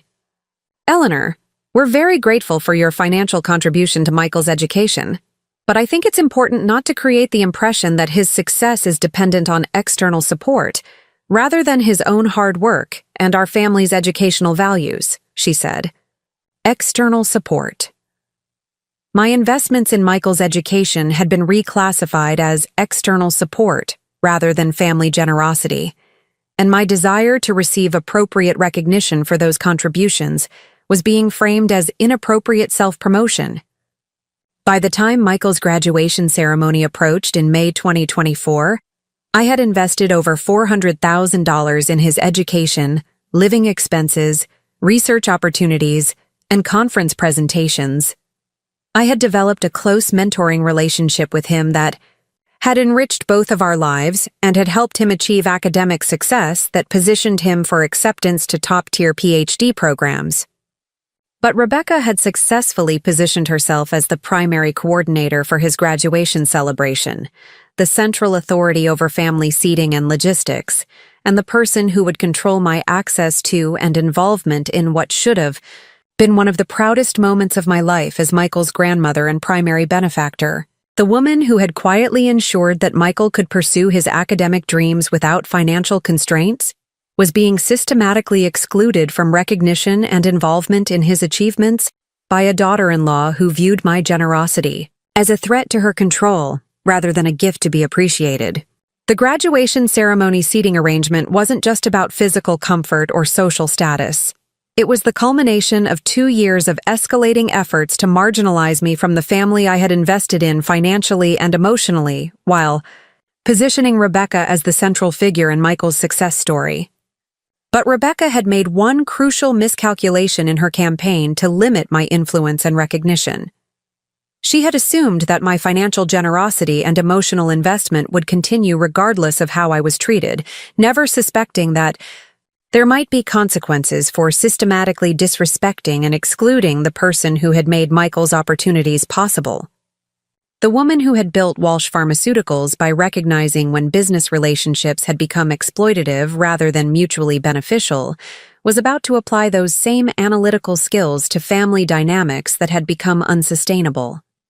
The grandmother who had been relegated to a folding chair next to the coffee station was about to remind everyone exactly what happened when you mistake generosity for weakness and confuse love with unlimited tolerance for disrespectful treatment. As I sat in folding chair G47 next to the coffee station, watching my family enjoy the reserved seating in the auditorium I had built, while university staff dismissed my contractual rights as the complaints of a confused elderly woman, I realized that this moment represented far more than a seating dispute or family disagreement. This was the culmination of 2.5 years of systematic exploitation, disrespect, and calculated marginalization by people who had mistaken my grief for permanent weakness and my generosity for unlimited tolerance. But what Rebecca Morrison and Princeton University's event staff were about to discover was that the woman they thought they could shuffle aside had spent the past 18 months quietly documenting every slight, every broken promise, and every instance of institutional amnesia that had led to this moment.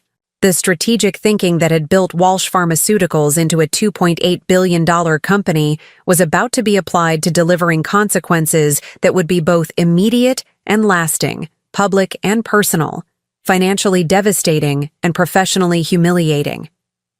The phone call to Dean Patricia Whitmore that I initiated from my seat beside the catering station would prove to be the first domino in a chain of events that would transform Michael's graduation ceremony from a family celebration into a very public lesson about respect, recognition, and the catastrophic consequences of underestimating someone based on age and apparent powerlessness.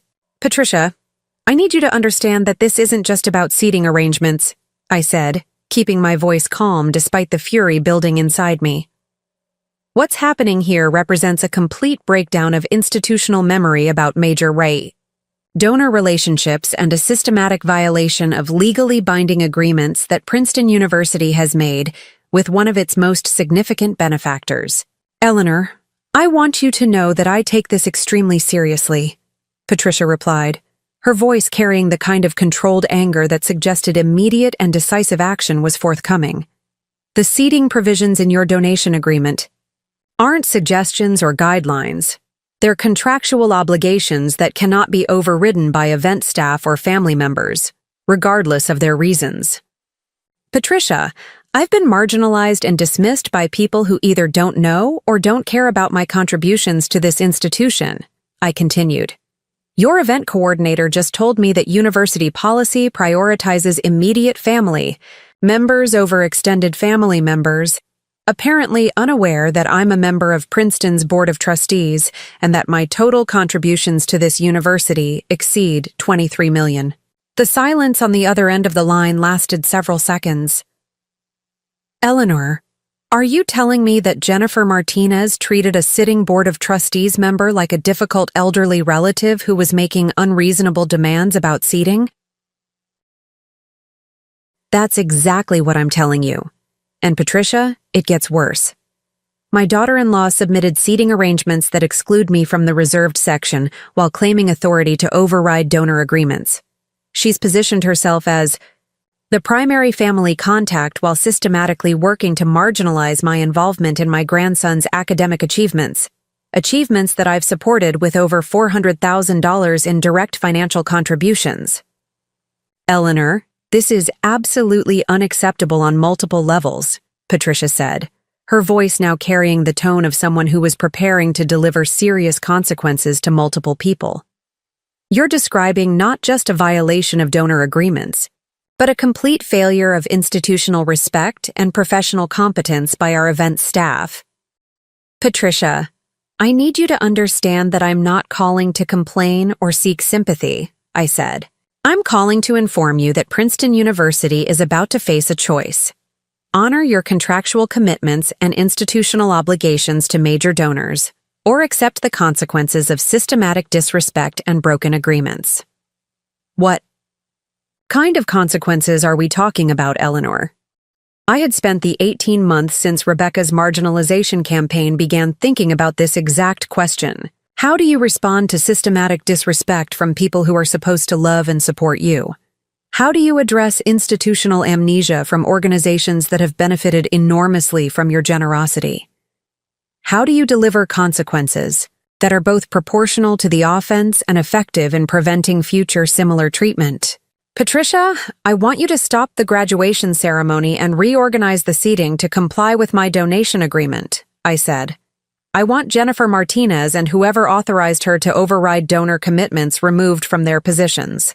And I want a public acknowledgement that Princeton University failed to honor its obligations to a major donor and Board of Trustees member. Eleanor, I have the authority to halt the ceremony and reorganize seating immediately, Patricia confirmed. But are you sure you want to take that approach? It will create a very public spectacle and potentially overshadow Michael's graduation experience. Patricia, my grandson's graduation has already been overshadowed by my systematic exclusion from recognition and involvement, I replied. Michael deserves to see his grandmother treated with the respect and dignity that my contributions to his education and this institution have earned. More importantly, the people who have been exploiting my generosity and disrespecting my commitments need to face consequences that are proportional to their behavior. I'll make the calls immediately, Patricia said. Eleanor, I want you to know that this situation is completely contrary to Princeton's values and our commitment to honoring the donors and trustees who make our mission possible. What's happened today will have serious consequences for everyone involved. As I hung up the phone, I noticed that Rebecca was making her way over to my seating area, apparently having noticed my extended phone conversation and wondering whether I was causing additional difficulties that would require her management and damage control. Eleanor, I hope you're not creating problems about the seating arrangements, she said, her tone carrying the kind of patronizing concern typically used with elderly relatives who might embarrass themselves through inappropriate behavior. The ceremony is about to begin, and it would really be better for everyone if we could just focus on celebrating Michael's achievement. Just focus on celebrating Michael's achievement, as if my desire to receive appropriate recognition for the $400,000 I had invested in making his achievement possible was somehow detracting from rather than enhancing the celebration. Rebecca, I think you're about to discover that there are consequences for systematically disrespecting major donors and violating contractual agreements, I said calmly. You might want to return to your seat and prepare for some changes to the ceremony logistics. Rebecca's expression shifted from patronizing concern to genuine confusion. What are you talking about, Eleanor? What changes? Before I could respond, the auditorium's sound system crackled to life with an announcement that would change everything about Michael's graduation ceremony and our family's understanding of exactly who held the real power in this situation. Ladies and gentlemen, we need to pause the graduation ceremony for a few minutes to address some logistical issues with our seating arrangements, came the voice of Dr. Andrew Morrison, Princeton's president, who had apparently been briefed on the situation and was now personally managing the crisis. We apologize for any inconvenience and appreciate your patience as we resolve these matters. The auditorium, which had been filled with the excited chatter of families preparing to watch their graduates receive diplomas, fell into confused silence. 2,400 people who had gathered to celebrate academic achievement were now witnessing what appeared to be an unprecedented disruption of Princeton University's most important annual ceremony. I watched Rebecca's face transform, from confusion to alarm as she began to understand that my phone call had somehow triggered institutional responses that were far beyond anything she had anticipated or prepared for. Eleanor, what did you do? She asked, her voice rising with panic, as she realized that the situation was spiraling beyond her ability to manage or control. I called the dean and informed her that Princeton University was violating contractual agreements with a major donor and Board of Trustees member, I replied. I also explained that my family had systematically marginalized me from my grandson's academic achievements, despite my $400,000 investment in his education. Rebecca's face went white as the implications of what I was saying began to register. You're on the Board of Trustees? You donated money to build this auditorium? Rebecca, I'm Eleanor Catherine Walsh. I built Walsh Pharmaceuticals from nothing into a $2.8 billion company. I've donated over $23 million to Princeton University. I'm a sitting member of the Board of Trustees, and for the past 2.5 years you've been systematically working to marginalize and exclude me from family decisions while positioning yourself as the primary coordinator for events and celebrations. The color drained from Rebecca's face completely as she began to understand the scope of her miscalculation. The elderly woman she had been dismissing and managing as an inconvenient family burden was actually one of the most powerful and influential people associated with Princeton University. I didn't know, Rebecca stammered, but she was interrupted by the arrival of a Princeton security officer who was clearly looking for someone specific. "Mrs. Walsh?" the officer said, approaching. "My folding chair with the kind of respectful deference typically reserved for visiting dignitaries. Dean Whitmore has asked me to escort you to the Walsh family reserved seating section. She also asked me to inform you that President Morrison would like to speak with you personally before the ceremony resumes." Walsh family reserved seating section. The officer was referring to the front 2 rows of the auditorium by their official designation, making it clear that these seats were specifically allocated to my family and could not be reassigned by event coordinators or daughters-in-law. "Thank you, officer," I said, rising from my folding chair and gathering my purse with the dignity of someone who had never doubted that this moment would eventually arrive. "I'll be happy to speak with President Morrison." As the security officer escorted me toward the front of the auditorium, I was aware that 2,400 people were watching this unprecedented procession and wondering what kind of crisis had required the university president to personally intervene in graduation ceremony logistics. But more satisfying than the public attention was Rebecca's expression as she watched the woman she had relegated to a folding chair by the coffee station being treated with the kind of institutional respect typically reserved for heads of state or Nobel Prize winners.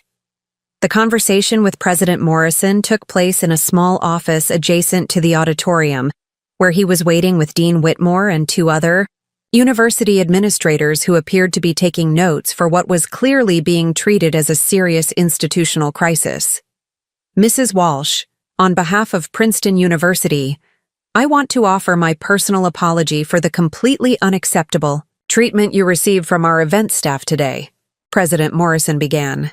"The failure to honor your donation agreement and the disrespectful manner in which you were treated represent a serious breach of our institutional values and our commitments to the donors and trustees who make our mission possible.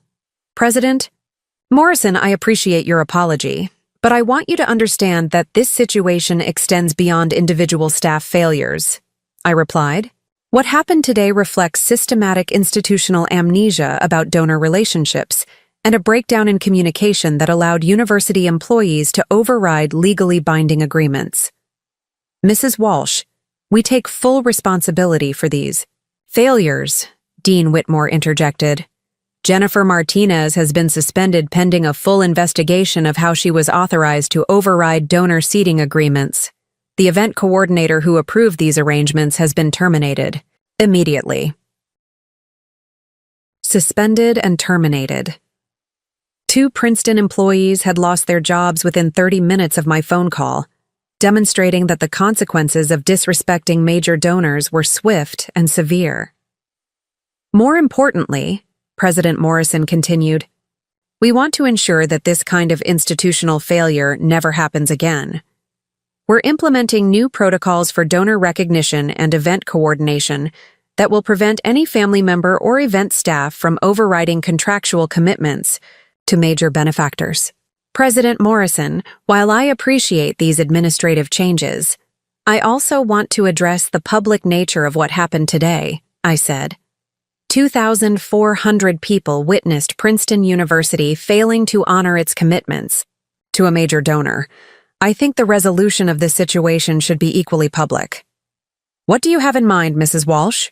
"I want you to announce to the audience that the ceremony was delayed because university staff failed to provide appropriate seating for Mrs. Eleanor Walsh, member of the Board of Trustees and the donor who funded the construction of this auditorium," I said. "I want public recognition of my contributions to this institution and acknowledgement that the initial seating arrangements were inappropriate and have been corrected." President Morrison exchanged glances with Dean Whitmore before nodding his agreement. Mrs. Walsh, that's completely appropriate.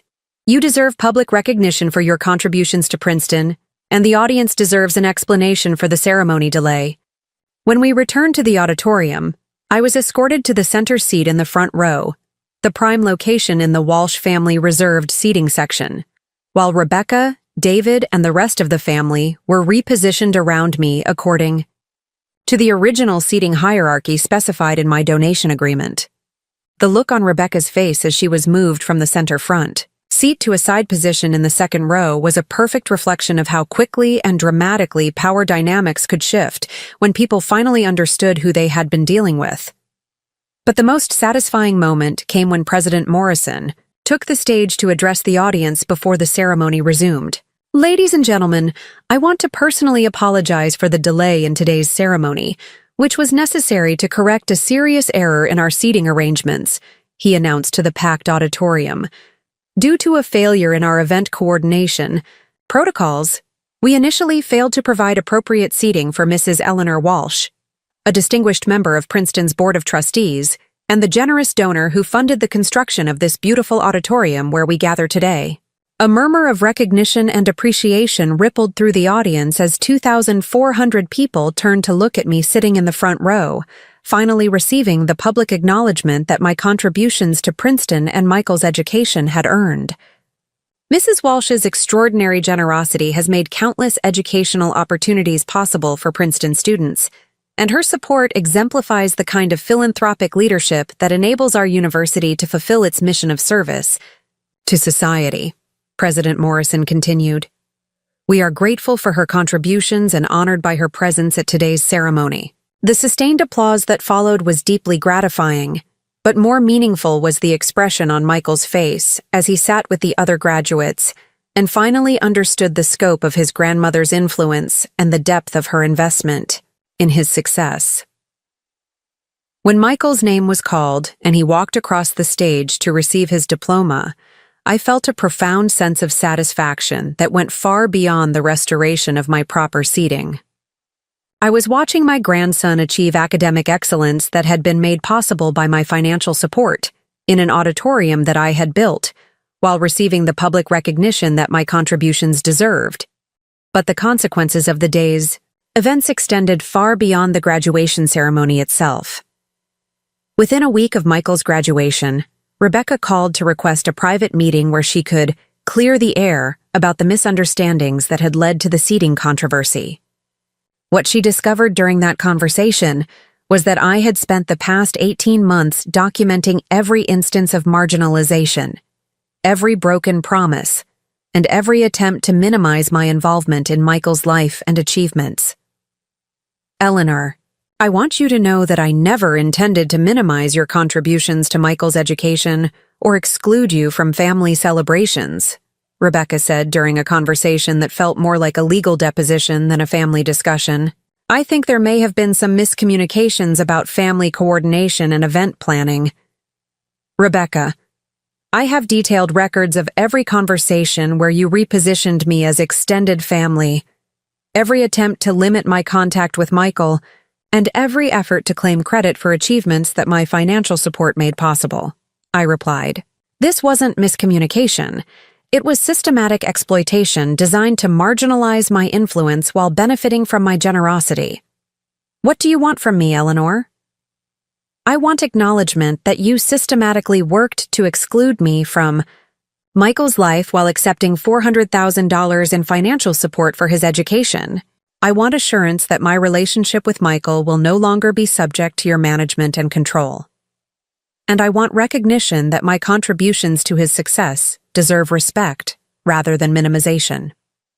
The agreement we reached included several provisions that would reshape our family dynamics permanently. Rebecca would no longer serve as the primary coordinator for family events involving Michael. My financial contributions to Michael's education would be acknowledged publicly and privately.